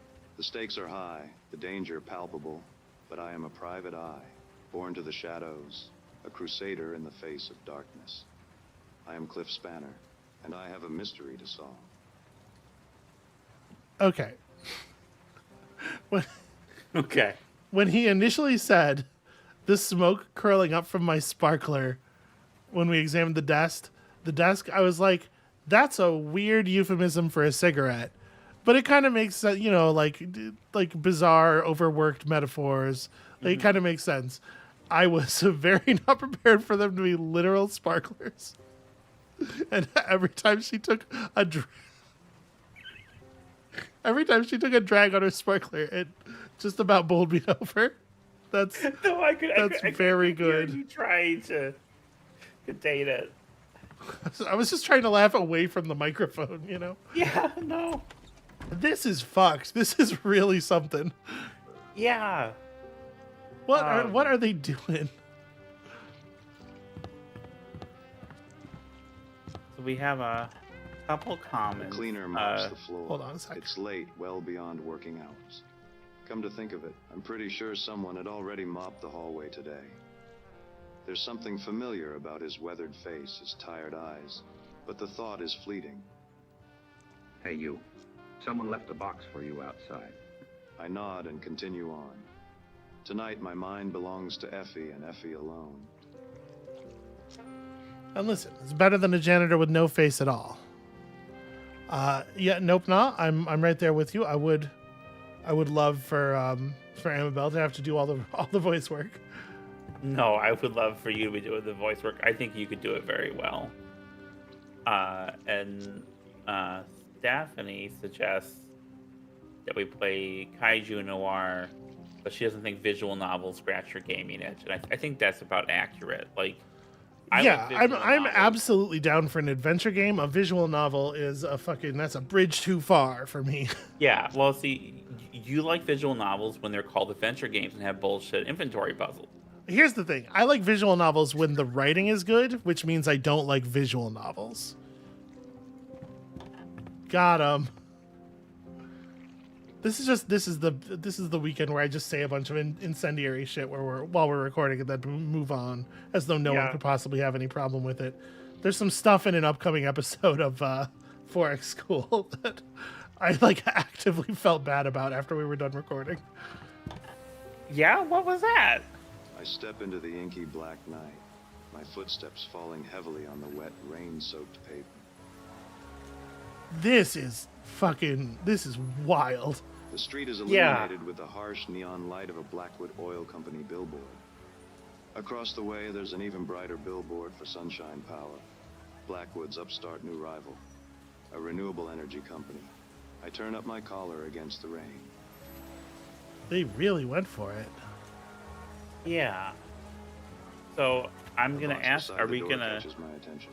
Hold on. It says, "Come home soon, love, Mom." Inside are several goo balls.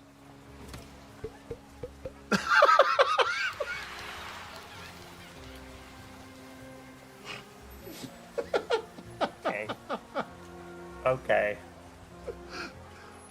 You gotta speak up faster between things. Oh, okay. If you give me enough time to click on something, you're Yeah. Oh. So what's up? Pull that lever. Oh no, we're not pulling the lever. Hey man, you look like you could use these more than me. Nice. Thanks. I'm gonna examine every other thing to examine in the scene.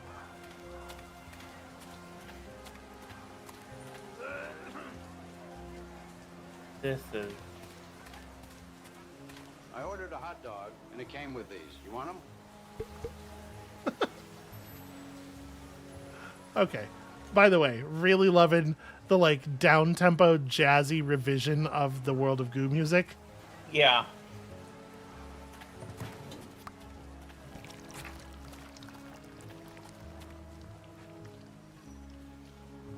Oh, the other criteria aren't even here.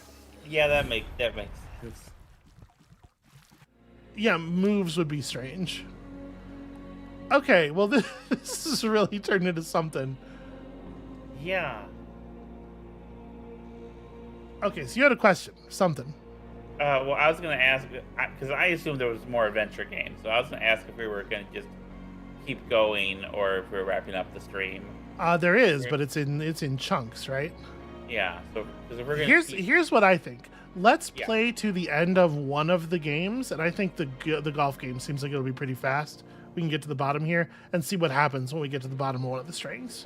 Okay, well, you're doing that. I have to run to the bathroom really quick. So Okay.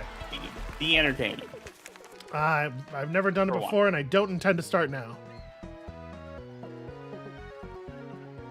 All right, here we are in Paper Golf, which I thought was going to be a little bit more of like an explicit reference to What the Golf. It feels and looks a lot like a What the Golf level, right? But I guess they're not really in that space. The last piece of paper that ever existed was an 8.5 by 11 notice sent by a bank. Its purpose was to notify a customer that they were going to stop sending physical paper mailings. That's actually so upsetting. Ugh, okay. The world's a nightmare. Then stop mailing me, the customer mumbled as she rolled her eyes and threw it into the trash. I hate that. I hate that. I hate the headache that gave me. All right.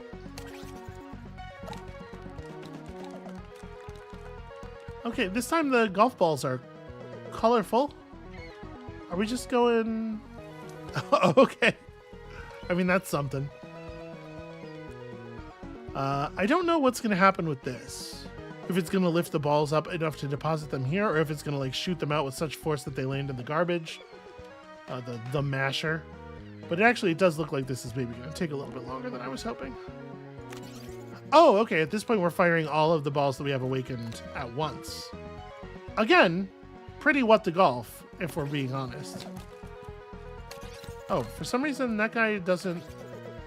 Maybe it's okay. It's like when you fire, it shoots all the balls that are within a certain distance, I guess.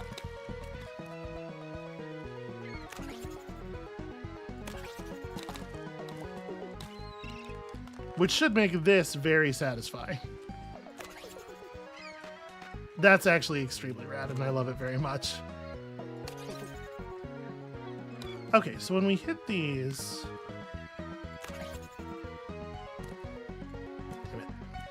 Alright, I'm not allowed to hit them a second time until they come to a complete stop, which I guess is fair. Alright, let me, we need to collect 10. I probably actually just want to hold this. Let's try to get these all together. I have returned. Whoa! Well, nice of you to finally get your volume up. Oh no, I went really close to the microphone. That is certainly one way to do it. So I can talk like this. Gain is a physical process, you know? That's what all those guys at the gym are always telling me. They're like, are you working on your gains? And I'm like, I think my microphone is tuned very nicely as it is, thank you. Obviously, I've never been to a gym. Yeah, I was gonna ask. I didn't want to be rude though. Oh, this is wild. Yeah, this is an interesting one. No. Oh. Okay, you got to get back up here. No. Okay, it turns out this is very gentle, and it just puts them on that little ledge. So yeah, it's like whenever I hit one ball, it also does the same thing to all the other balls that are within a certain distance of it. Okay. I keep undershooting because I'm afraid of overshooting. There we go.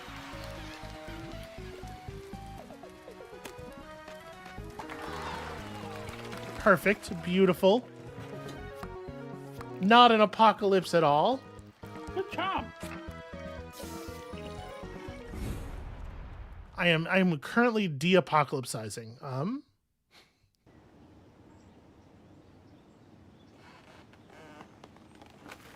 I have a lot of experience with that.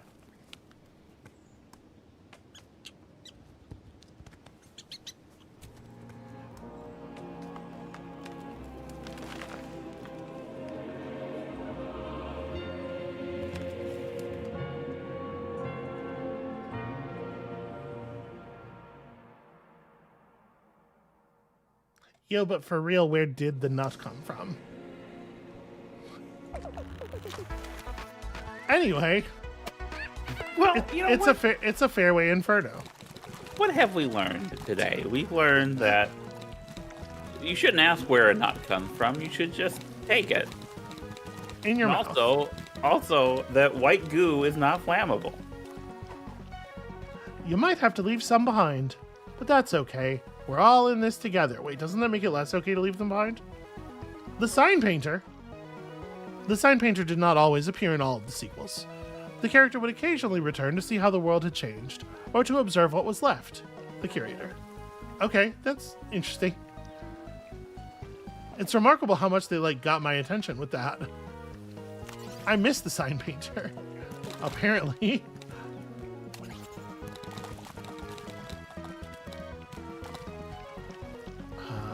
We're gonna need to be up here to get a good angle.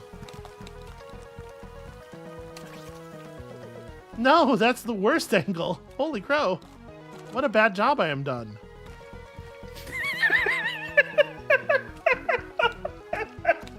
Yes, I'm sorry. Can we help you? Oh, yeah, that was good. What? What a bad job I am done was very good. Normal English grammar, I agree, is very good. Yeah, I agree. It's good to know English. Oh God. So this has a very... That's a fire.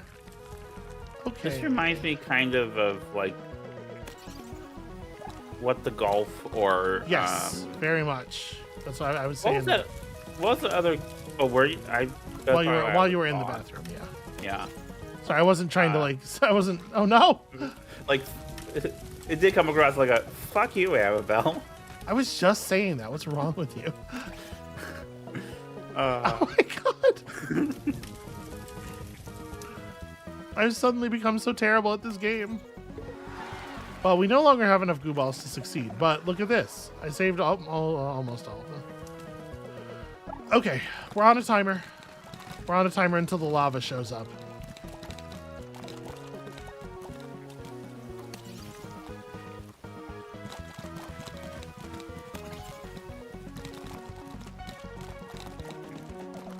So I'm going to try to go relatively quickly here, which means you're in charge of talking. Okay, I'm all right. Just there are a lot of colors on the screen at once. It's very distracting for me. So this is neat. What the game just kind of doing different variations on itself, and some that aren't even variations, but like little like the story game gag, I think was very good. I really like this kind of... Oh my God. Time fly, help me. I really like this kind of playfulness that you can get with video games, because like in a board game, it'd be very difficult to do something like this where the rules change for a play, and it's something that you have potential with video games that I find really exciting. And I think one reason why I really enjoyed something like What the Golf, and to a lesser degree what we played at What the Car, is the ways in which it just would switch gears and subvert expectations. And I really think this is because I'm assuming the first What World of Goo did not have something like this. No. It was basically just variations on that puzzle format. Yeah. This is actually really hard. Yeah, it looks to be.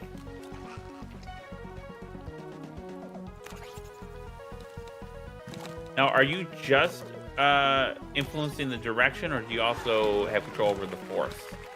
Yeah, I'm controlling the force as well by how far I drag the arrow. Okay. Which is why it's always going at maximum force. Well, that's why I asked. What are you trying to say, Amabel? Maybe a gentler hand might get you better results. I have never known that to be the case in my personal life, and so. I mean, yeah, no, well, that's okay. What? Say it. Got something to say?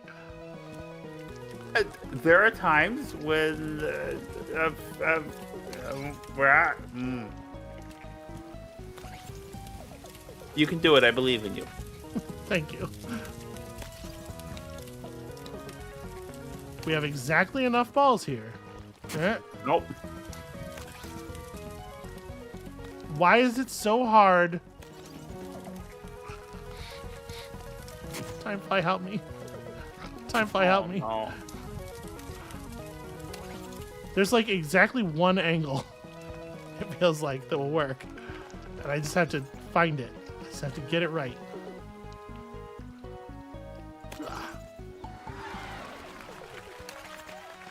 Hooray! Hey, you did it. And I only needed infinite redos. Listen, they give you the infinite time flies for a reason. They know. They know what's up.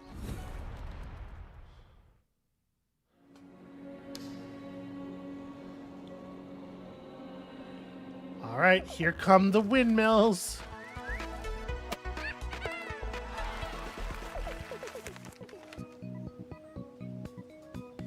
Are these going to destroy our balls? Is that the deal?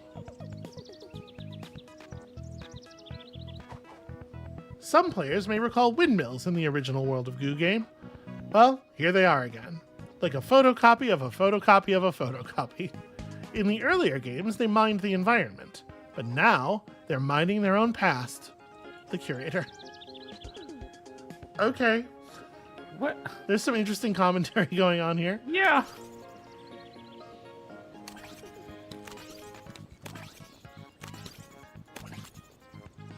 Okay. So, we're going over, I guess. This doesn't feel like a golf puzzle.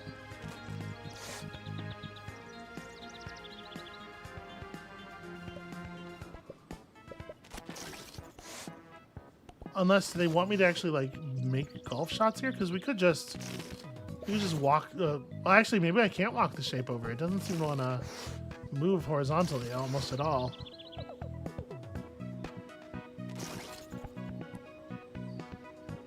Yeah, we haven't made any motion at all. So I guess the idea is that we are taking the shot from here. We have to hit 4 of 6, and of course, you know, they're gonna let us time fly it. So, wow. Okay, they can go fucking anywhere. Oh. Okay. I know. I see.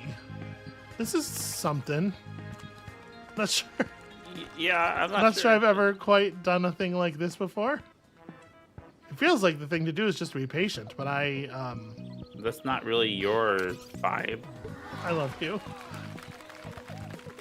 What, am I wrong? No, I said I love you. Okay. Okay. Okay, if I do a better job, I can wait less. The ultimate reward.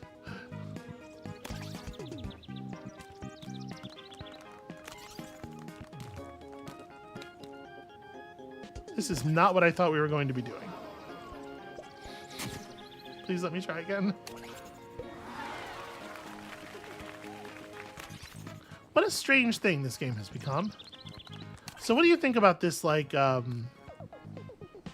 they mined the environment, but now they're mining their own past? This, like... Yeah, I mean, this commentary on the way that sequels in kind of a general sense work, but also, like, very specifically video game sequels, I feel like. Yeah, I think that's an... Like... I think it's an interesting way to approach doing a sequel, doing a kind of anti-sequel in the sequel, or you know, this is what you wanted kind of thing. Like I don't know. I appreciate the creativity of it, because it did feel like it was just gonna be more World of Goo, right? It was for a while, yeah, for a good long while. Okay, so it's just gonna wait for us to complete all 3 lines, and then the stuff down here is gonna turn on. Also, cornflakes, that's really more my area of expertise than hers. Well, here's the thing about transition. We all love to play with the goo, but sometimes maybe there's less goo than you're used to. Maybe some things change. Yeah. Anyway. Whoop. Hey, guess what time it is? What time is it? It's time for this part of the stream, we're calling it for today. That was a lot of World of Goo, and I'm having a lot of fun, and I'm very eager to come back next time. But for the moment, we're back in this place. We're falling down. We're getting up. We're relaxing in the forest with a neon square. And we're talking about the things that we're sharing some things that we enjoyed. Yeah. You know, Robin Bennett says there's no wrong amount of goo, but I will say that there are some amounts of goo that are less optimal than others. And we can just leave that at that. So yeah, this is the part of the stream where we share something that we've engaged with in the last week that we loved, in the hopes of letting other people also discover a cool new thing that they love. This is my favorite part of, honestly, this entire Let's Playing thing, is helping people find stuff that they're going to be into. So okay, a thing that I engaged with over the last week that I think is maybe worth some sharing is the sitcom Detroiters. Which aired like 5-6 years ago. It's 2 seasons of 10 episodes each. It's pretty short, but it's Tim.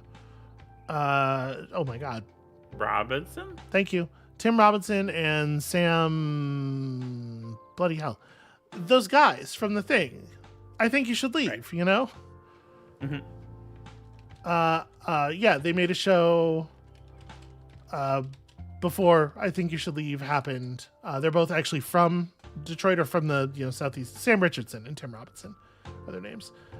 They're both from Southeast Michigan, and so it is a show that is very much like, you can see where the seeds of I Think You Should Leave are in this thing. And then I will say, you don't need to be from Southeast Michigan, I think, to get any of the humor.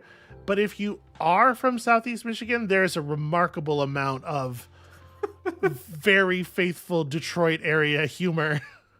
There's a lot of little Easter eggs and extra jokes that you will get if you are from here and you are familiar with the mainstays of the area, Mr. Allen's and Jumana Keru's and the Woodward Wonder Cruise and whatnot.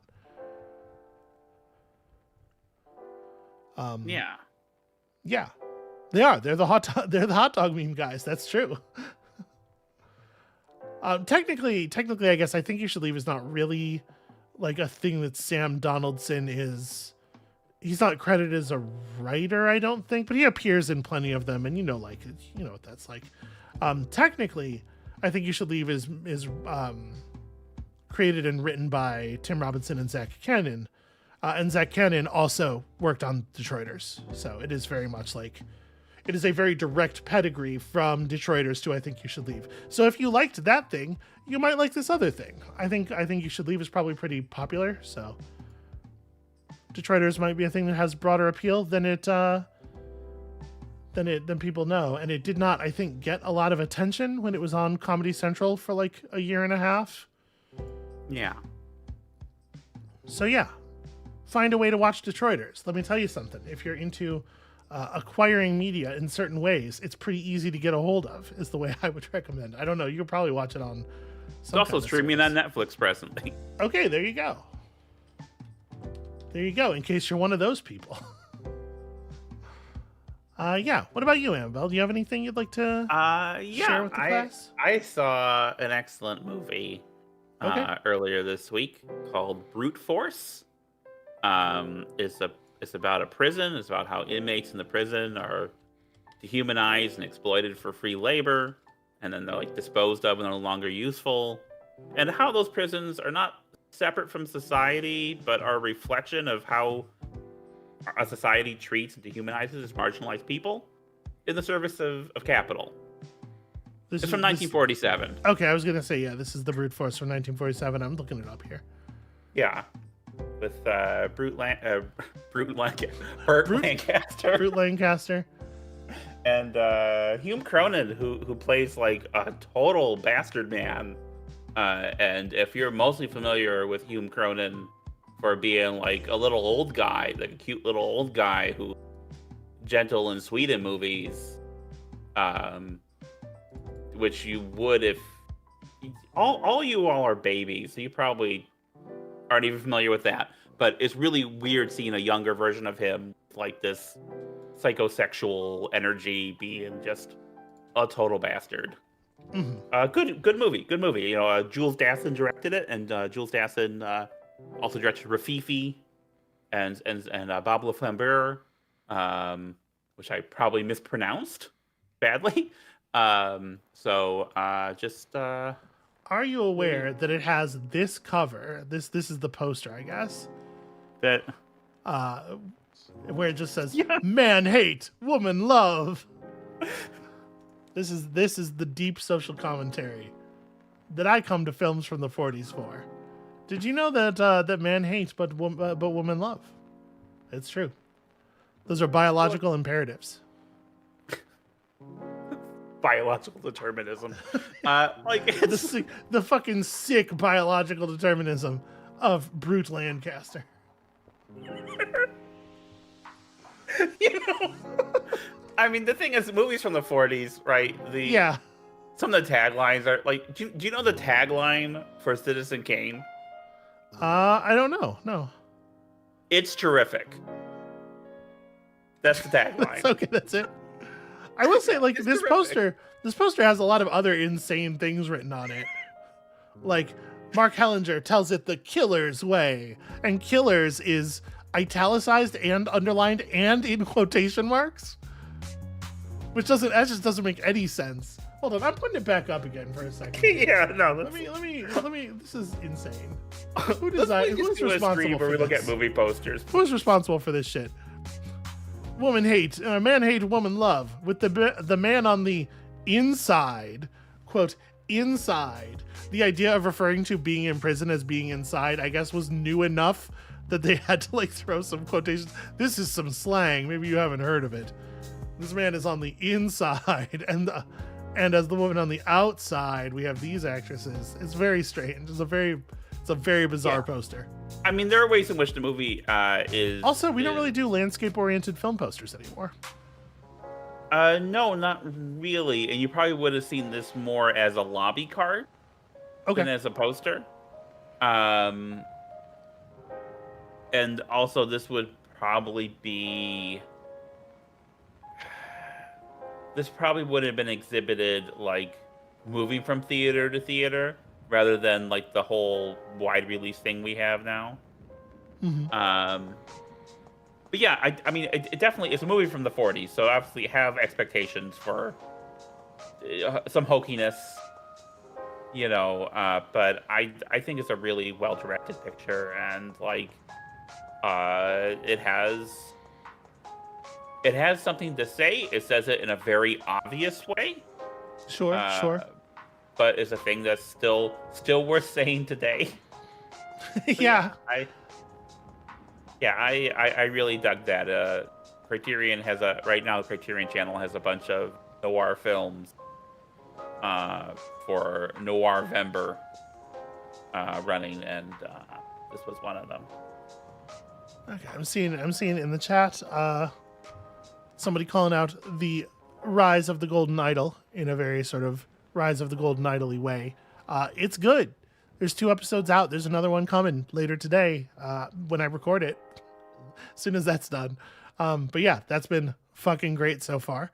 It's a plug for Dropout. Dropout, it's great. It's wonderful. Gastronauts continues to delight. The new show that they advertised, Nobody Asked, looks like it's going to be a tremendous amount of fun. Dimension 20 continues to be great. Dropout, the best, like $5 or $6 a month you can spend on the internet. That's my my contention. The Sing movies, I've not seen either of them. I'm familiar. They look like kids movies, sort of karaoke musicals, I think. Somebody just kind of calling out Elijah Wood, you know. I'm a fan of Elijah Wood. I'm pro Elijah Wood. Yeah, I don't know if he's done anything problematic, but it seems to me like he's taken his money and he's very dedicated to being in like a lot of very weird movies and things, and I appreciate that energy. He's doing a lot of weird stuff. He was in a movie a couple of years ago. What was this called? I'm gonna look it up on his Wikipedia page real quick. That I thought was really strange. Come to Daddy, I think it was called. Okay. It's got the He plays someone's dad. No. He is the one who is coming to Daddy. The dad is played by Stephen McHattie. Okay. You know, the DJ from Pontypool. Right. Yeah. Yeah. It's a weird movie. I would recommend watching it because it's a weird movie. And that's what I have to say about Elijah Wood. He's doing weird movies, and that's good. Yeah. I didn't see any of that. He was in the Dirk Gently TV show, right? Did you see any of that? I didn't see any of that. I didn't because I'm not gonna watch stuff that Max Landis is involved with. Oh, okay. Yeah, no, that makes sense. that makes a tremendous amount of sense. I thought he was very fun in Wilfred as well. All right. And I think with that, okay, I'm seeing Robin says the Dark Gently TV show was fine. Yeah. It seems to me like it would be a kind of a hard thing to transfer the energy of, but yeah. Anyway. That's going to be the stream. We did it. We made it to the future. I am very excited to come back to World of Goo and see exactly where they're going with all this. In particular, we're going to play through that entire noir adventure game, and I'm expecting to be delighted the whole way through. So I'm pausing because Nope Nah says, y'all know what my obsession has been, and I don't, but I'm very curious. Oh, no, wait, no, I do. He wasn't saying, like, that wasn't like an I'm about to introduce it. You said earlier in the stream. That's right, sorry. As far as the Eye, it's a very good video game. Try it. Yeah. It's on Steam. You can get it on the Steam. You can get World of Goo 2. I saw somebody out of the corner of my eye lamenting that World of Goo 2 is not on Steam. But it is available on their website, DRM free. You just purchase an executable and then have it on your computer like in the old days. I love that. I love it when a company still does that thing. That's how I bought it. So yeah. As far as the Eye, $25 on Steam, worth every penny. Anyway, that's going to be it for us. We're going to get out of here. Thank you all so much for watching. Enjoy whatever's left of your weekend. Come back this week for more stuff. This is going to be the last week of quote-unquote normal content before we are moving. So that's going to break things up. I have a plan for what we're going to do during the week of the move. I'll post a video about it at some point. I'm excited to learn what that is. And then, next week, come back for perhaps the end of World of Goo, or perhaps it has unfolded into something much grander than we were expecting, and maybe we'll just spend the whole 2 hours lost in the neo-noir nightmare. Either way, it'd be fine with me. So yeah, good night, y'all. Have a good rest of your whatever.